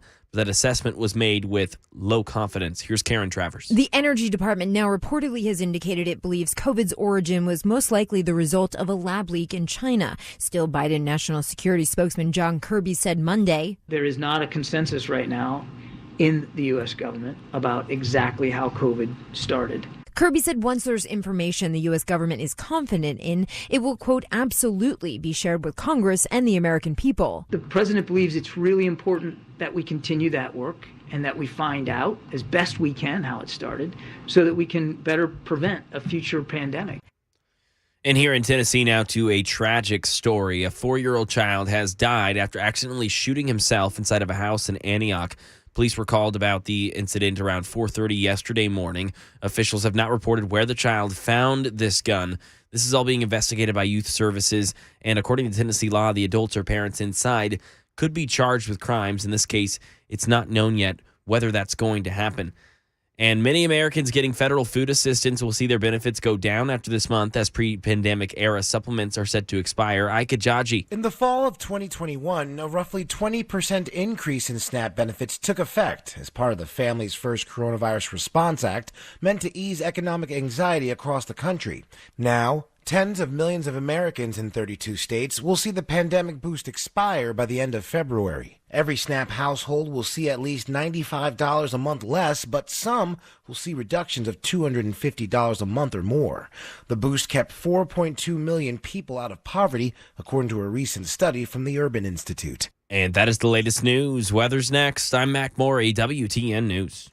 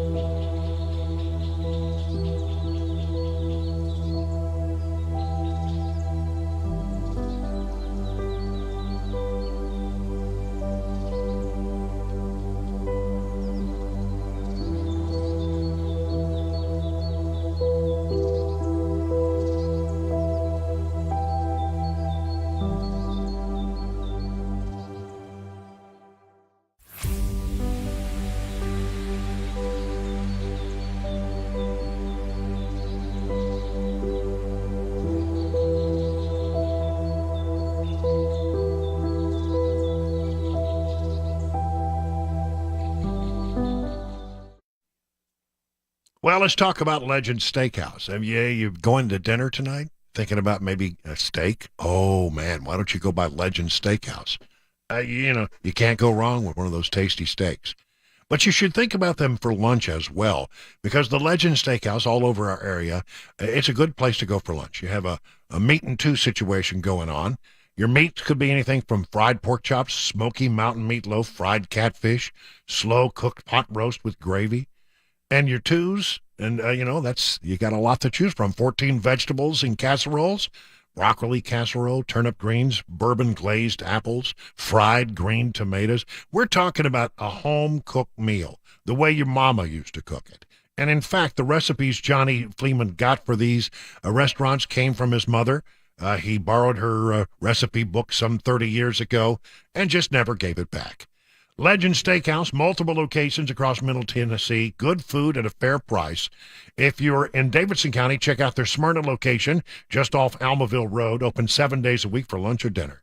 Legend Steakhouse, you're going to love your next visit. Go to legendsteakhouse.com for more news and information. Hi, I'm Paul Winkler. We know that diversification is an important part of the investing process, but how do you reduce risk of a portfolio through diversification? Well, you use correlations. Now think of bathing suit sales and suntan oil sales. They tend to move together, right? Think of bathing suit sales versus winter coat sales. More dissimilar movement, and that's the idea. But why is diversification so important? Well, think about it this way.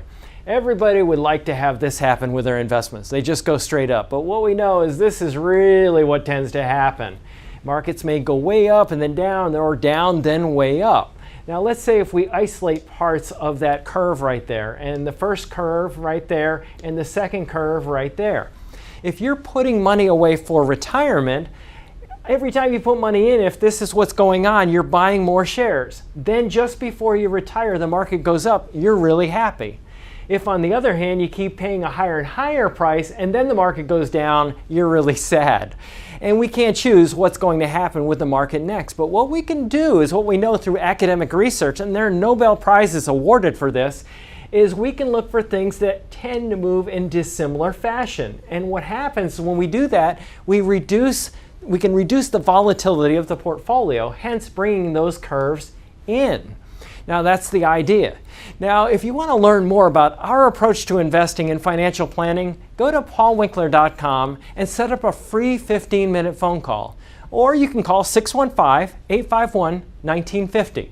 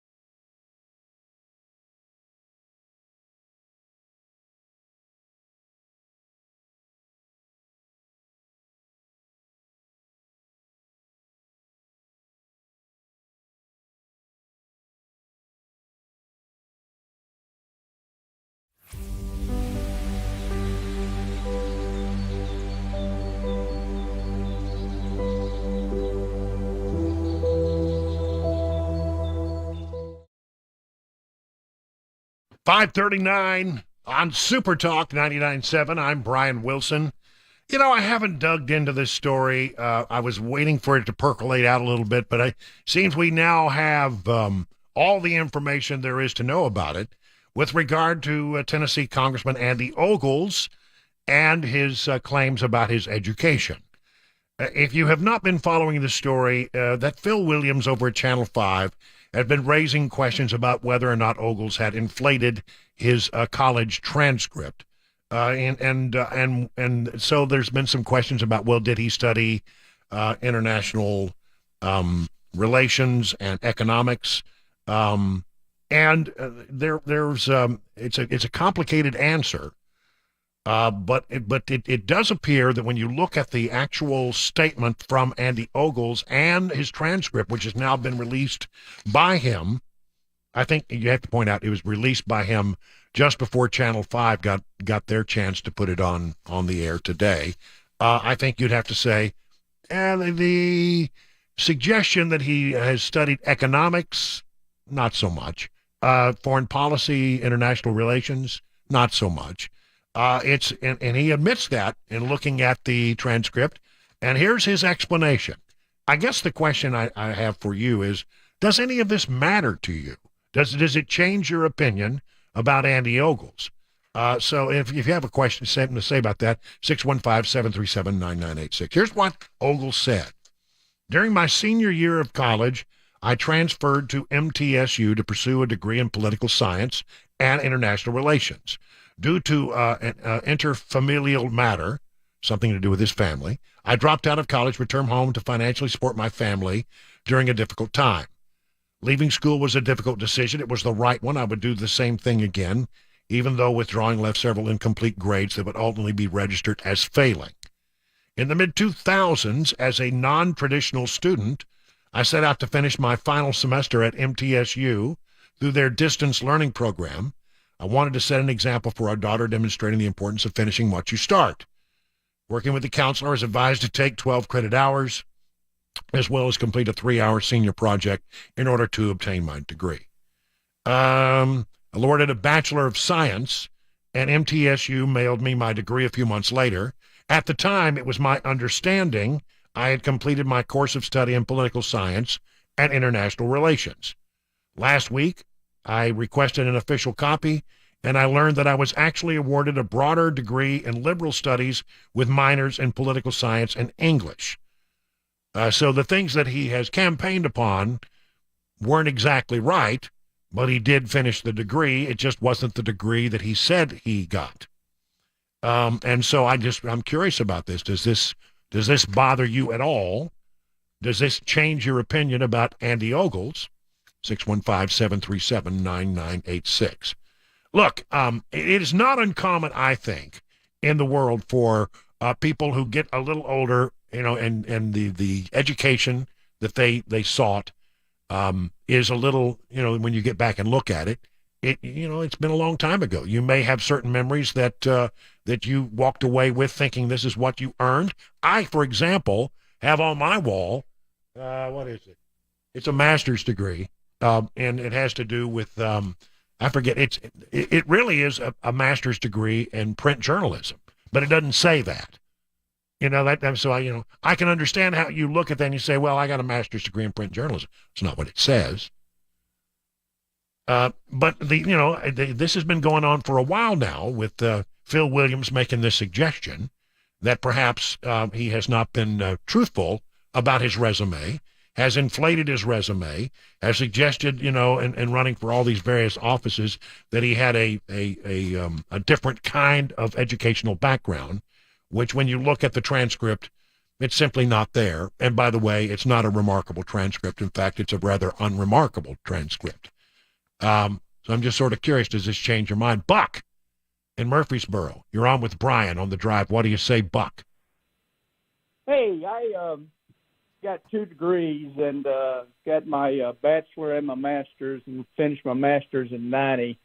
And I know exactly what I had, and I'm looking at them right here. I've got a Bachelor of Science in Occupational Education and a Master of Arts in Human Resources Development. You know exactly what you got when you get it. And I just call for the guy just to be honest. People forgive you. Just be up front and honest. People forgive you. You can go on with your life. But he knows what he had.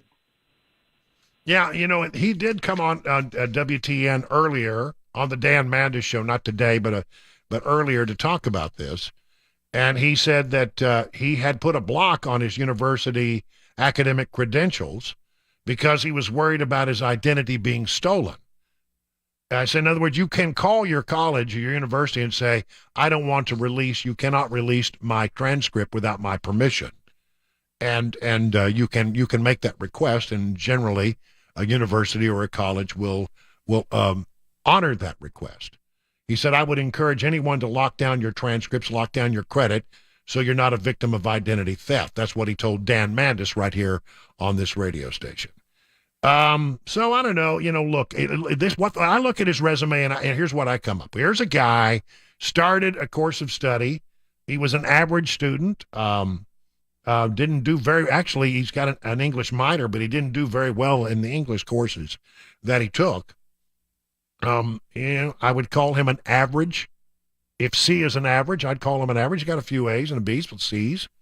And then he had to stop, or he stopped for whatever reason. He had to stop his education and went back. The first time he went back, he did not complete the course of study. The second time he went back, he did complete his course of study, and he did get a degree. He has all of the credits that he needs for an education. But it is also true, I would say, that in his statements, like, for example, he goes to the Speaker of the House and he says, I've studied economics. Well, that's a little bit of a stretch. If you consider, one course being a study of economics. So, one way or the other, it is a bit of a stretch of one's resume. I do say that. In the grand scheme of things, I don't think it bothers me that much, whether or not he was completely 1,000% accurate in describing his transcript. But here's what I would say to you. I mean, this happens a lot, is that people look at their transcripts and they get through their college as many years ago. They have certain memories of the courses they completed and what they think it is. And then the university may have a slightly different view. Like I said, I have a master's degree in what I was told was basically a master's degree in print journalism. My master's degree, however, doesn't say that you have a master's in print journalism. It says you have a master's of, this, that, or the other. It's a liberal arts degree, but it's not on the diploma. By the way, I just stumbled into my old transcript this weekend. I was just going through a bunch of boxes and I found all of the stuff, and it was a trip down memory lane, but my memory were pretty accurate. Andy Ogle's, really not so much. It is now 48 minutes past the hour of 5 o'clock on SuperTalk 99.7.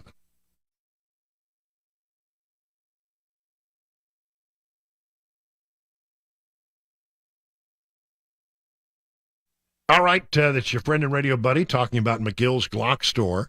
I want to tell you, when Cabana Wife and I went down to the Glock store, it was my thinking that I would probably be the better shot. I would be the guy who would put the rounds downrange on the target, just right down the middle. But it turns out she was the much better shot.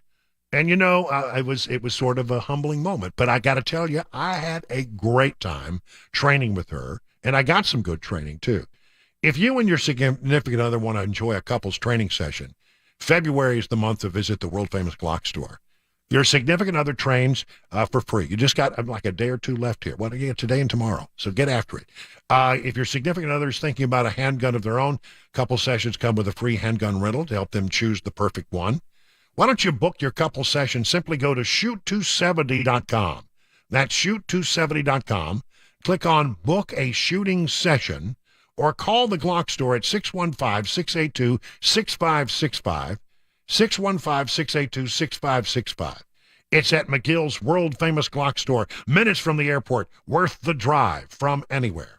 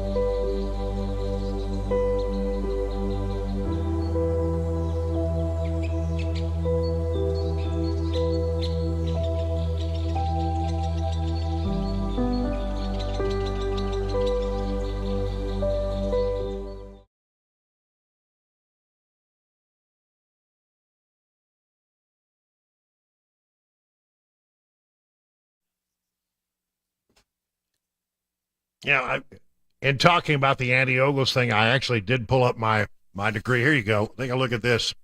Here it is. There it is. Yeah. It's if you can see it on Facebook TV. Yeah.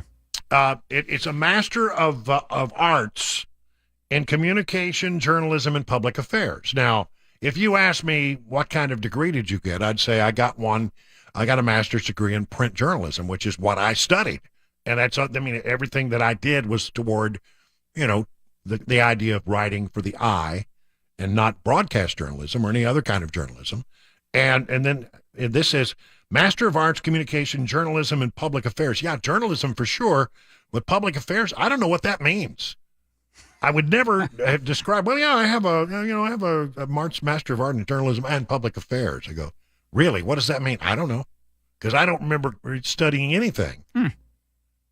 Yeah, and if I ever ran for a public office, which I'm telling you will never happen, if I had to explain my transcript, it'd be very hard, because I have a master's degree. And people say, well, where did you go to undergraduate? And my answer is, I didn't. I have a standalone master's, which, everybody says, how does that happen? And it's a long story, but I went to the university and I said, can I get credit for life experience? And they said, no, but we'll put you in the master's program. And if you come out of the master's program with a B, we will grant you a standalone master's degree. Interesting. Well, I came out with an A, wow. And I have a degree, but I don't have an undergraduate. Now, try explaining that. Yeah, that'd be weird. Thank goodness nobody in radio ever wanted to know if I had a degree or not. No, we don't care. Nobody ever asked me, can I see your degree? Can I check your background? No. I got a master's, but, it doesn't make any sense at all. It's 57 minutes now past the hour of 5 o'clock on SuperTalk 99.7 WTN. When economists start pointing to signs of a recession, it's natural to feel uneasy. Retirees on a fixed income can feel especially vulnerable. By creating a plan that takes worst-case scenarios into account, you can feel confident about retirement, yes, even in a recession. Give Beacon Capital Management a call for a free financial plan checkup. This no-pressure, no-obligation comprehensive analysis will help you understand your risk exposure and will help you uncover potential hidden fees or critical gaps in your plan that could cost you big in retirement. If you've saved at least $250,000 in retirement, give Beacon a call for a free, no-pressure, no-obligation financial plan checkup. Here's the number, 615-488-9303. That's 615-488-9303. Learn more at beaconcm.com.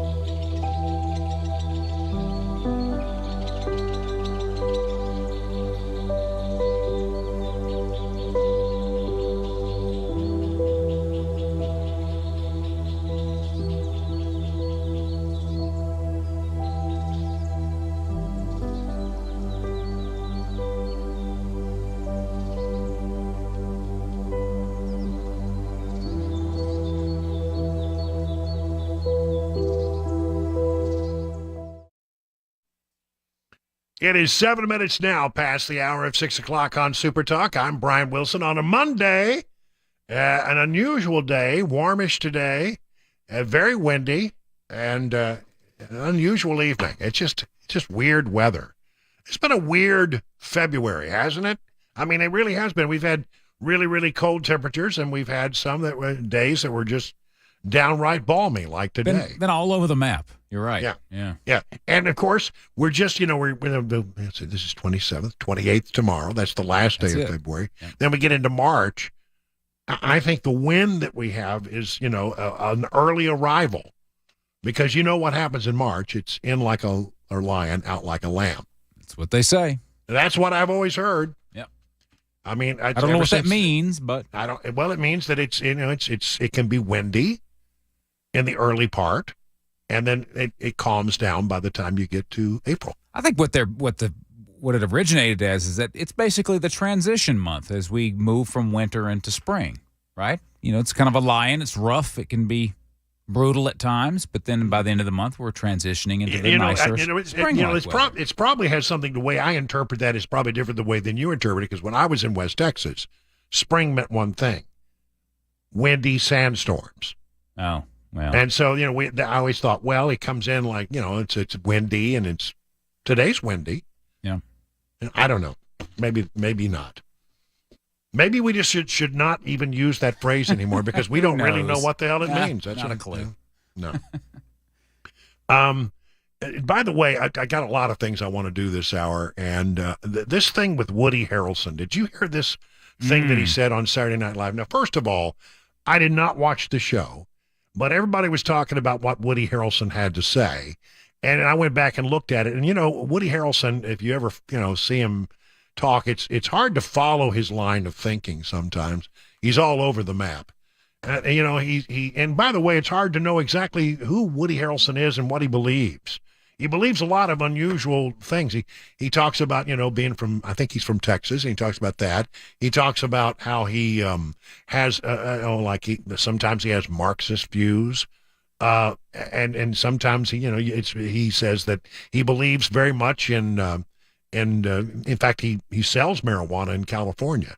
He believes in, and using marijuana and all of that. So he's telling this whole lengthy story, but it also ultimately came down to what many people are interpreting as a real slam against the federal government and our COVID policy back when we were requiring everybody to get, these shots. And he was telling the story about how he had been handed a script.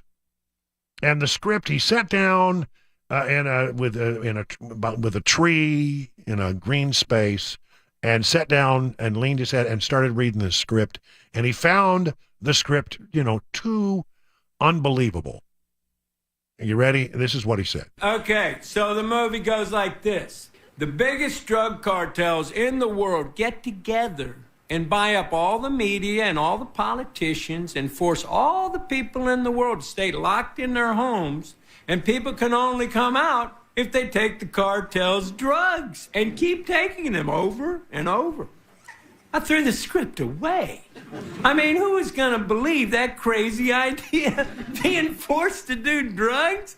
I do that voluntarily all day long. Well, he turned it into a joke at the end, but I mean, a lot of people, and I think it was lost what he was saying on the audience. The audience wasn't picking up that he was being satirical about the whole COVID thing, because that's exactly the largest drug cartels buy up all the media, and they have their hands in the pockets of the people who are elected, because they give them big cash donations.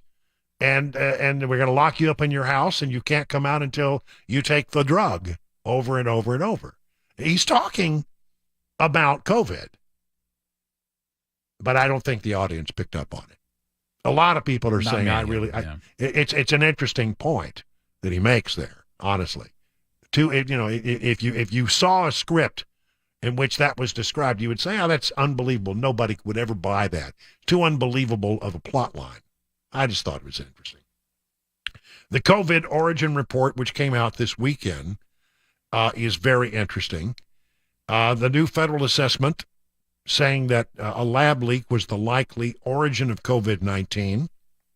according to The Hill, is feeding new oxygen into Republican calls for further investigation, even as scientists and the intelligence community say the issue is still far from resolved.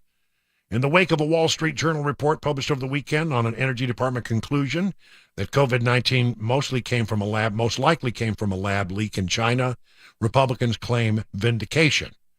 Senator Tom Cotton deserves an apology, the Republican National Committee tweeted Monday, because he had raised the possibility that the virus had originated in a Chinese biochemical lab, though he later walked back his assertion that the virus was a weapon. Being proven right doesn't matter. What matters is holding the Chinese Communist Party accountable so this doesn't happen again, Cotton tweeted today.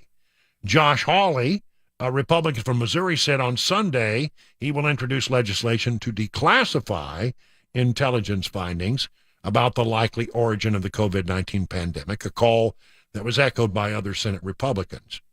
And the White House spent Monday, today, downplaying the report, emphasizing that intelligence agencies have not yet found any conclusive evidence where the virus came from. So what you really have here is you've got, I think there are a bunch of different people who have been asked to weigh in on this. The Energy Department runs the national labs, which do, apparently, very advanced biological research. There's a lot of weird little things that happen at the Energy Department that people don't know. But apparently they run the national labs, and they were asked to weigh in on this. And they said that they had looked at it, and they now believe that the most likely source of the COVID was a leak from a lab, not naturally occurring. And, you know, the science on this is way over my head, way over your head, way over just about everybody's head. But they have looked at it in a very detailed way, and they come with that assessment. The only people that share that assessment in the government right now is the FBI. The FBI believes that it came from a leak. Everybody else is either undecided or they believe that it actually occurred naturally. But, here's the thing. So many people who suggested, just from a logical standpoint, where did the virus come from? Well, most people believe it came from Wuhan. It started in Wuhan. The whole thing started in Wuhan.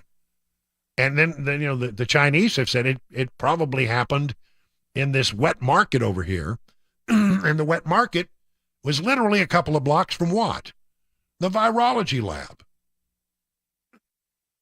It's been pointed out that the virology lab studied novel coronaviruses. It was a leak of a novel coronavirus in Wuhan, China, about a block from where the Chinese government says it started, in an open market. I mean, it just sort of makes sense that it probably came out of that lab. But if you were to suggest that, you were roundly criticized. You were said to be a science denier. And the allegations and the suggestion that it could have possibly, you were just, you're not following the science.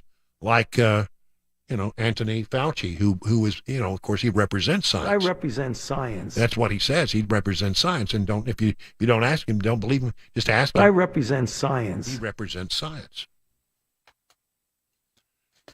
Look, I don't know. I'm not smart enough to tell you where it came from. I know what seems logical to me. I know what seems logical to a lot of Americans. And you almost have to suspend belief to buy into the other theory. Really, honestly, how in the world can you really get on board with this idea that it occurred naturally in a wet market just blocks away from the virology lab? I don't know. Anyway, I'm glad that the Energy Department came out. I would imagine that there's a tremendous amount of pressure right now within the government to just put this away, put this to bed. We really don't want to rattle anymore. We don't really want to know the truth. So, I don't know how in the hell the Energy Department was able to get this out without having somebody put the kibosh on it. But they did, and it certainly is reigniting our debate over it. And I think ultimately now, if these other agencies look at what the Energy Department has come up with and look at the science behind what, maybe they'll change their opinions too. So there are 2 that have decided it came from the lab. There are 4 apparently that have decided they think it came from natural origins, and there are 2 that are undecided. If those undecided folks come down in one column or the other, it's going to be a tie. Like, I can see a lot of reasons why your government wouldn't want you to know the truth about this. I can understand why. I think we are due the truth. 1 million people died of COVID around the world. We deserve to have the truth. There's some other stories breaking today, late in the day. Inspector General is now investigating Pete Buttigieg and his extensive private jet travel. We've talked about this on the program. The Department of Transportation's internal watchdog is now opening an audit into Transportation Secretary Pete Buttigieg over his extensive use of private jets, the agency confirmed to Fox News on Monday. The DOT Inspector General investigation comes roughly 2 months following a Fox News digital report that showed Buttigieg, who had repeatedly argued in favor of aggressive action to combat climate change, had taken at least 18 flights using taxpayer-funded private jets since taking office in early 2021. Flight records reviewed by Fox News Digital align with Buttigieg's internal calendar, obtained at the time by government watchdog group Americans for Public Trust. After Americans for Public Trust helped determine Secretary Buttigieg's excessive use of taxpayer-funded government jets, we are pleased to see that his air travel is now under investigation, said the Americans for Public Trust. One instance of his use of government-managed jets, which are part of a small fleet managed by the Federal Aviation Administration, Buttigieg traveled round-trip from Washington, D.C. to Las Vegas to promote Public Works project in Nevada in August of 2021. In another example, Buttigieg used a private jet to fly to multiple states, most of which have been considered swing states in recent federal elections. In August, as part of a tour highlighting grants authorized under the Infrastructure Investment and Jobs Act. He went to Florida, Oklahoma, Minnesota, Ohio, Nevada, and New Hampshire in his trip called Building a Better American Tour. He says, we welcome this independent audit moving forward. He says that there are false and outlandish and cynical claims about the Secretary's mode of travel. Put it to rest. Okay, I'm all in favor of that. Let's have the investigation. It is now 20 minutes past the hour of 6 o'clock on SuperTalk 99.7.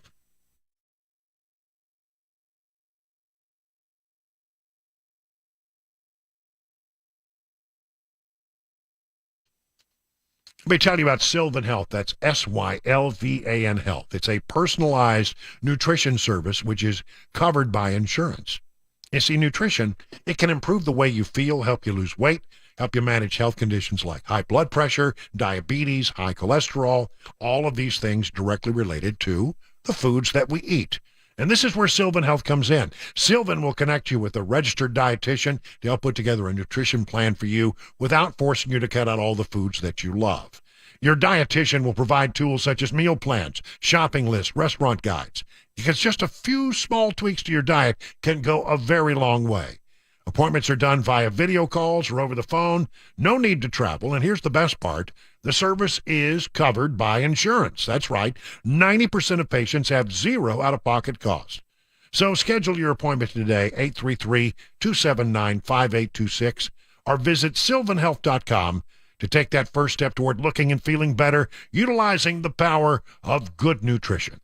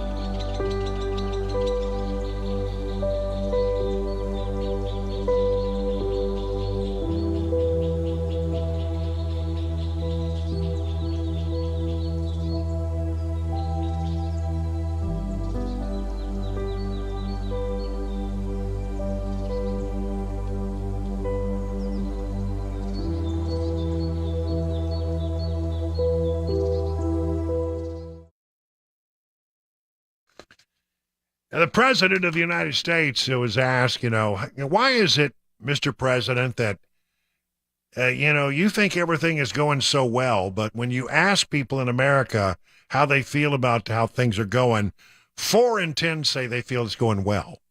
I mean, this was asked of him by that David Muir over at ABC. And here is what the president had to say. Our latest ABC News poll shows 4 in 10 Americans say they're worse off than when you were elected. Only 16% said they were better off. So why is that? Why aren't Americans feeling this? Well, look, I think it goes well beyond the economy. Think about it. You make the news. I mean, you interview for the news. Can you think of anything they turn on the television and go, God, that makes me feel good? Almost anything. Everything is in the negative. Everything is negative. It's the news media's fault, I guess, that, all they hear is bad news. No, I don't think that's it. But he continues down this path. So I think things are a little out of whack, and I don't blame people for being down. When you had 2 years of the pandemic, kids out of school, the mental health problems in the country are seriously increased, especially among young people. Some things are, for example, even if they're feeling down about employment, they've got better jobs. They're making more money. Inflation is still higher than it should be, and everything from gasoline prices to a war going on in Ukraine. I mean, and then it's almost like he realized, I'm talking about the bad stuff. I should talk about the good stuff. So I can't think of a time when there's been greater uncertainty, notwithstanding the fact we created an 800,000 manufacturing job. We're better off than virtually any other major nation in the world economically. But it's understandable why people are just down. So I think things will. Yeah, it's understandable why people are just down. No, Mr. President, let me disabuse you of that notion. It's not that we're down because of the things that you talk about. I think we're down because we don't have any confidence in your leadership. I mean, inflation, yeah, that's a real serious problem. But we didn't have inflation. You know what caused inflation? Your exorbitant spending is what caused inflation. We don't have confidence about the way things are going in Ukraine. You know what caused Ukraine? Your lack of making good judgments about how we got out of Afghanistan. I mean, I think you can really make that case. I think the Russians looked at how badly we botched that up and how we got shoved around, the great American, military shoved around by the Taliban, and they decided they were emboldened by that. We would not have anything that happened in Ukraine if it hadn't been for how badly you botched it. So, I would say people are down because they don't like what's happening at the border. Who's responsible for that? And there's some amazing stories that say we are way ahead of last year with a number of police encounters at the border. I mean, like so far ahead you wouldn't believe it. We're going to shatter all existing records. And that's not a good thing. That's a bad thing. So, Mr. President, no, I don't think I can buy into this argument. Well, it's post-COVID and people are down, and I can understand why people are, but it's not my fault. It's just, the way things have fallen. And you people in the news business, all you do is provide negative, and people are just down because of all the negativity. Maybe people don't have any confidence in you because you've done a lousy job. And I just want you to entertain that possibility. Just consider that, it might have something to do with your policies. This guy lives, he lives in a fantasy world. What's the old saying in Washington? Denial. He's in complete denial about what's going on in the world around him, many of the things caused by his own policies. Denial. It's not just a river in Egypt. So, I just can't buy it. I don't understand why he continues to think that it's a great idea for him to run for re-election. But all the signs point that he's going to do just that. Unbelievable. I mean, I think, honestly, it's not bad for Republicans if he runs. I think this is a guy that most people are not going to have confidence in. Even if he does a campaign where he never leaves the basement of the house in Delaware, the house where he has all the documents stashed away. I mean, even if he does that, I still think people are going to look at him as incredibly weak. He's not going to come out of his bunker at all until he absolutely has to. And even when he does that, I think he's going to look weak. And I think that bodes well for us. But my goodness, Mr. President, take a look around. Many of the reasons that people are disenchanted have to do with your policies. 6:30 now on SuperTalk 99.7 WTN.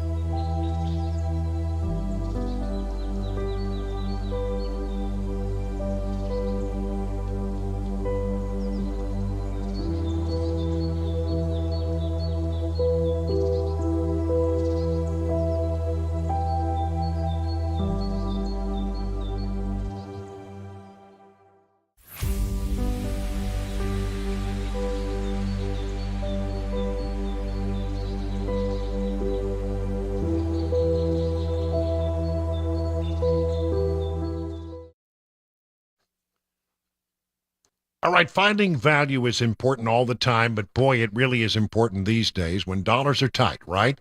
That's why I'm confident in recommending Genesis Diamonds.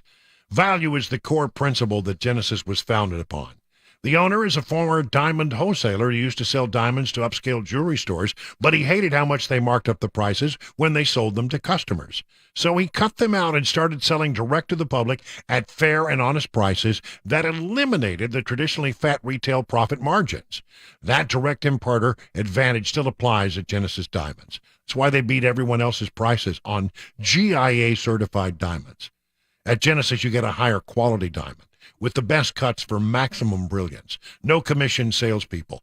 A personal, relaxed shopping experience. Free service for life on any purchase. You also get the best rings money can buy. Best selection, highest quality, guaranteed best value, and a locally owned company with amazing international connections. You're going to love Genesis Diamonds, Green Hills, and Cool Springs.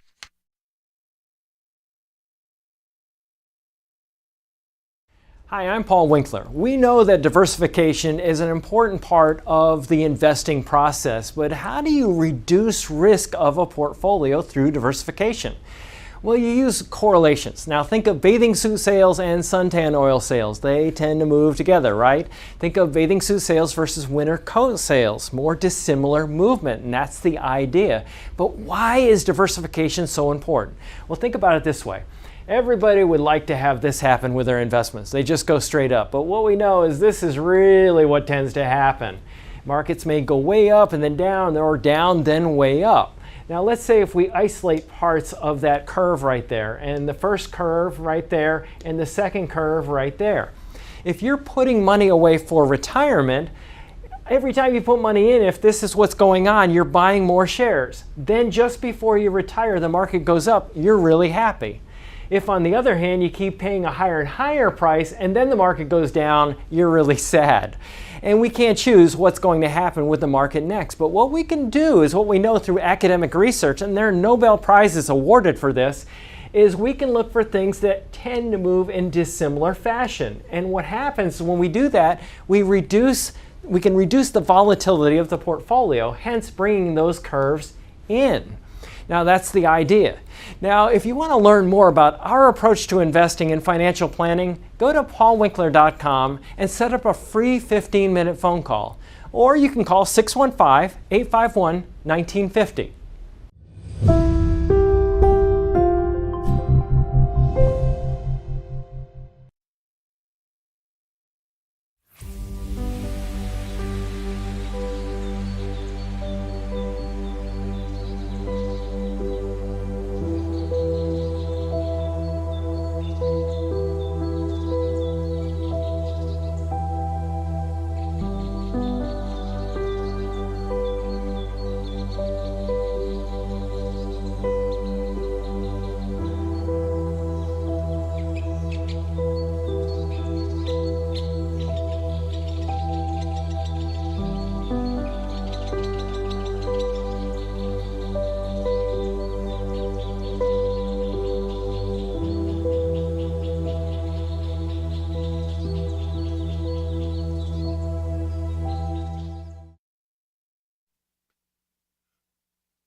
It's 7 minutes, almost 8 minutes past the hour of, well, I know it's 37 minutes.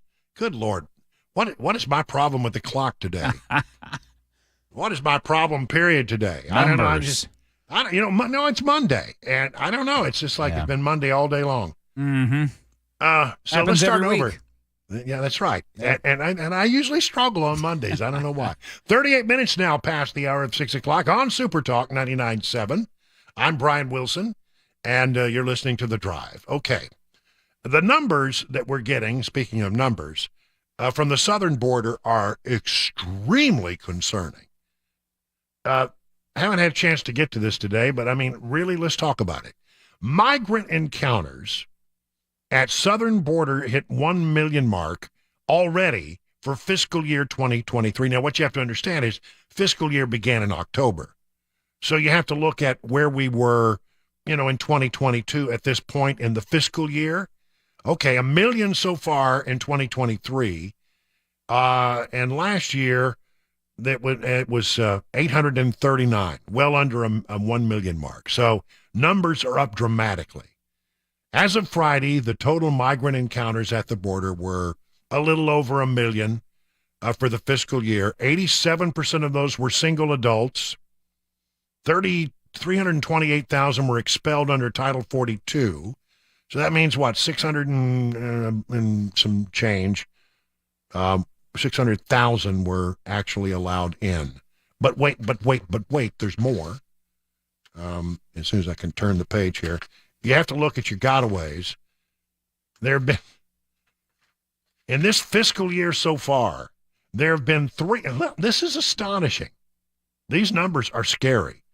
354,522 known gotaways. Illegal immigrants who they were able to see on their sensors or their cameras that knew that they were there, but they couldn't get to them. They were detected on some form of surveillance. Now, there have been 354,000 in the first 5 months of the fiscal year. In all of 2022, there were 600,000 gotaways. So we are ahead of the curve, as they say, by about a month. They say, oh, we're doing well. Our numbers are down from a historic high.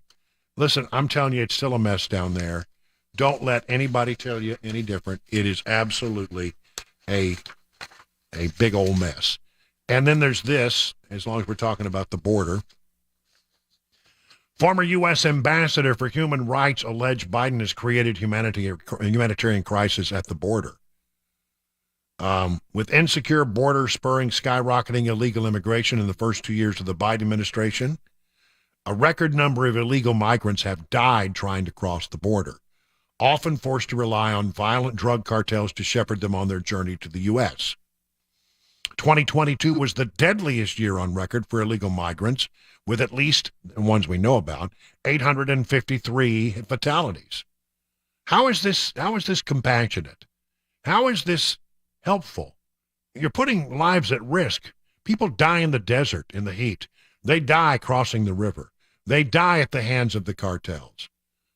I don't understand how in the world anything going on to the border. I mean, I understand why the Biden administration wants to do it.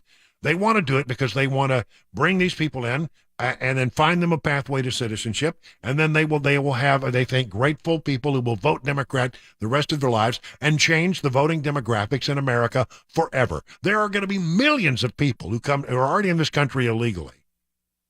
And if they find a pathway to citizenship, then the demographics literally could change depending on where they settle. I think entirely possible it could change elections going forward forever. So that's why I understand why they do it. But what I don't understand is how they can justify this, given the fact that every time somebody comes across the border, money is put into the pockets of the cartel, making them even stronger. The chaos on the border gives the cartels the ability to put across, human trafficking, to do sex trafficking. They're doing fentanyl. I mean, fentanyl is coming in just in dramatic, unbelievable numbers, putting, people at risk in our own backyard. I don't understand how in the world it is not a humanitarian crisis of their making. It is. And for them to suggest anything else, and that the border, we have operational control of the border. Yeah, right. 354,000 gotaways? That's operational control of the border? Then you and I have a very different opinion of what that term means. This story breaking late tonight. Air Force relieves 2 commanders and 4 leaders at a North Dakota nuclear bomber missile base. This is something. The Air Force has relieved 6 leaders assigned to a North Dakota base in charge of nuclear missiles and bombers over what they say is a loss of confidence. Major General Andrew G. Gabara, commander of 8th Air Force, relieved Colonel Gregory Mayer of the 5th Mission Support Group and Major Jonathan Welsh of the 5th Logistics Readiness Squadron, both based at Minot Air Force Base. The Air Force did not identify the commanders, but an Air Force spokesperson confirmed their identities to a different news organization. Hang on. These personnel actions were necessary to maintain the very high standards we demand of those units entrusted with supporting our nation's nuclear mission. Mayor, Welch, and 4 subordinate leaders were relieved of command due to a loss of confidence in their ability to complete their assigned duties. The Air Force did not specify why commanders had lost confidence in all 6 individuals. The 5th Bomb Wing operates the B-52H Stratoforce aircraft, which is one of 2 types of nuclear-capable bombers that the U.S. uses. And I'm telling you, that is a story that's going to raise a lot of questions. I have a feeling by the time I'm back with you tomorrow, we'll know more. But it's pretty unusual for this kind of thing to happen, where nuclear commanders at a nuclear bomber and missile base are relieved of duty, citing we don't have faith in their ability to carry out their jobs. I don't have a lot of faith in some parts of the Department of Defense to carry out their jobs after reading this story. The Defense Department, one of the largest federal agencies, has admitted to losing track of over, are you ready for this number, $220 billion worth of equipment that it gave out to military contractors. This, according to the GAO, the General Accounting Office.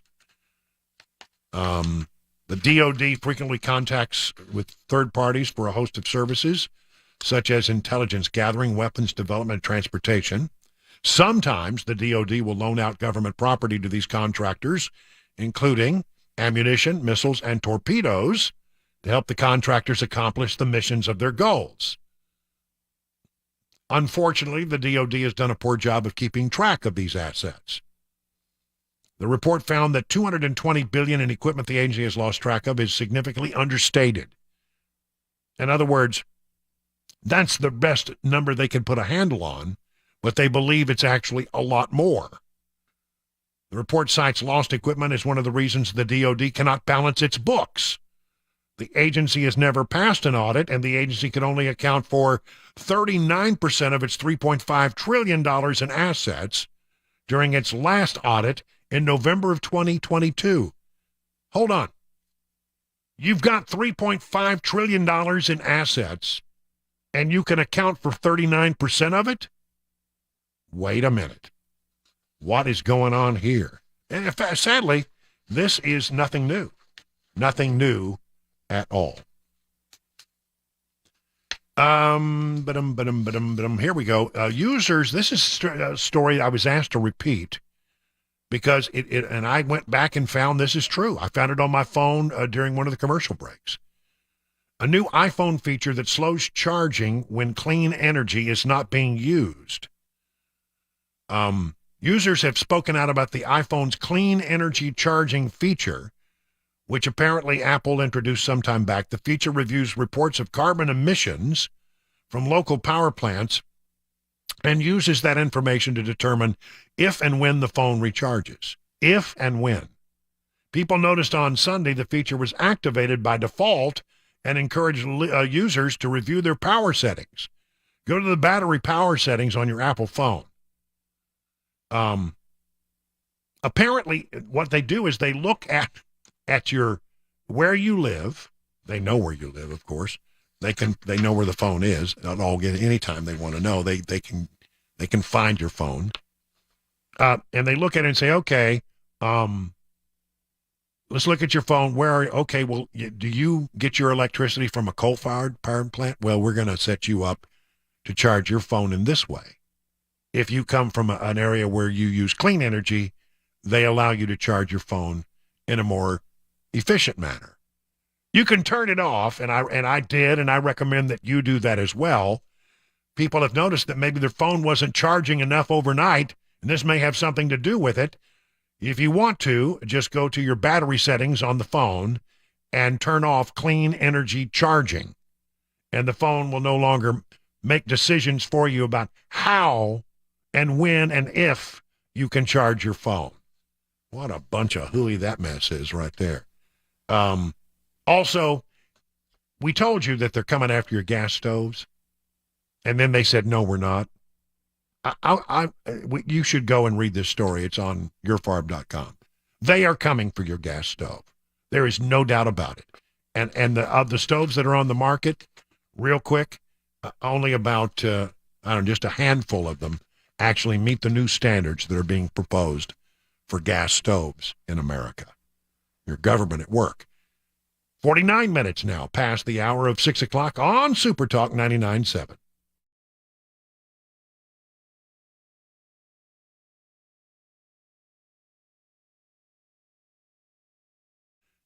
All right, one of the hardest things we see as we grow into adulthood is that our parents and loved ones are getting to an age where maybe they're struggling with day-to-day things in their lives. The things that were once easy now are difficult. It reminds us that they may need some more help as they get a little older. Well, this is where assisted family care can help. They will connect you with a responsible, compassionate, compatible helper to assist you with your loved one's daily needs. And if your loved one is a veteran or a spouse or a widow of a veteran, they could well qualify for a little-known benefit to help cover these kinds of expenses. Assisted Family Care has years of experience in helping those in Middle Tennessee who qualify to get access to this benefit. So they will connect you with a responsible, compatible helper, and all you got to do is reach out to Assisted Family Care. Assisted Family Care is there for you. Visit assistedfamilycare.com. That's assistedfamilycare.com, or call this number, 615-833-9725.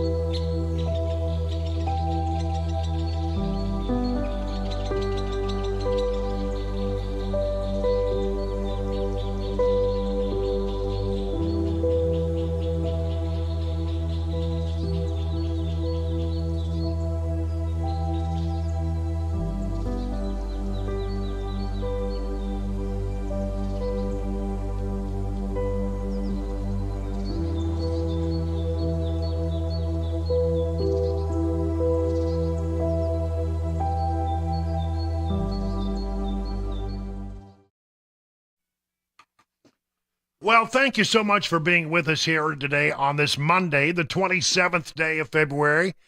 We hope you got you home safely. Hope that you enjoyed the show. And coming up next, of course, after the drive is Mark Levin. He'll be up here after the news and carry on through the evening. We'll be back here tomorrow at 3 o'clock for another exciting edition of The Drive on SuperTalk 99.7 WTN. You know, when it comes to large home repairs, many time homeowners pretend that they don't want to see the warning signs if they're afraid of what they might see.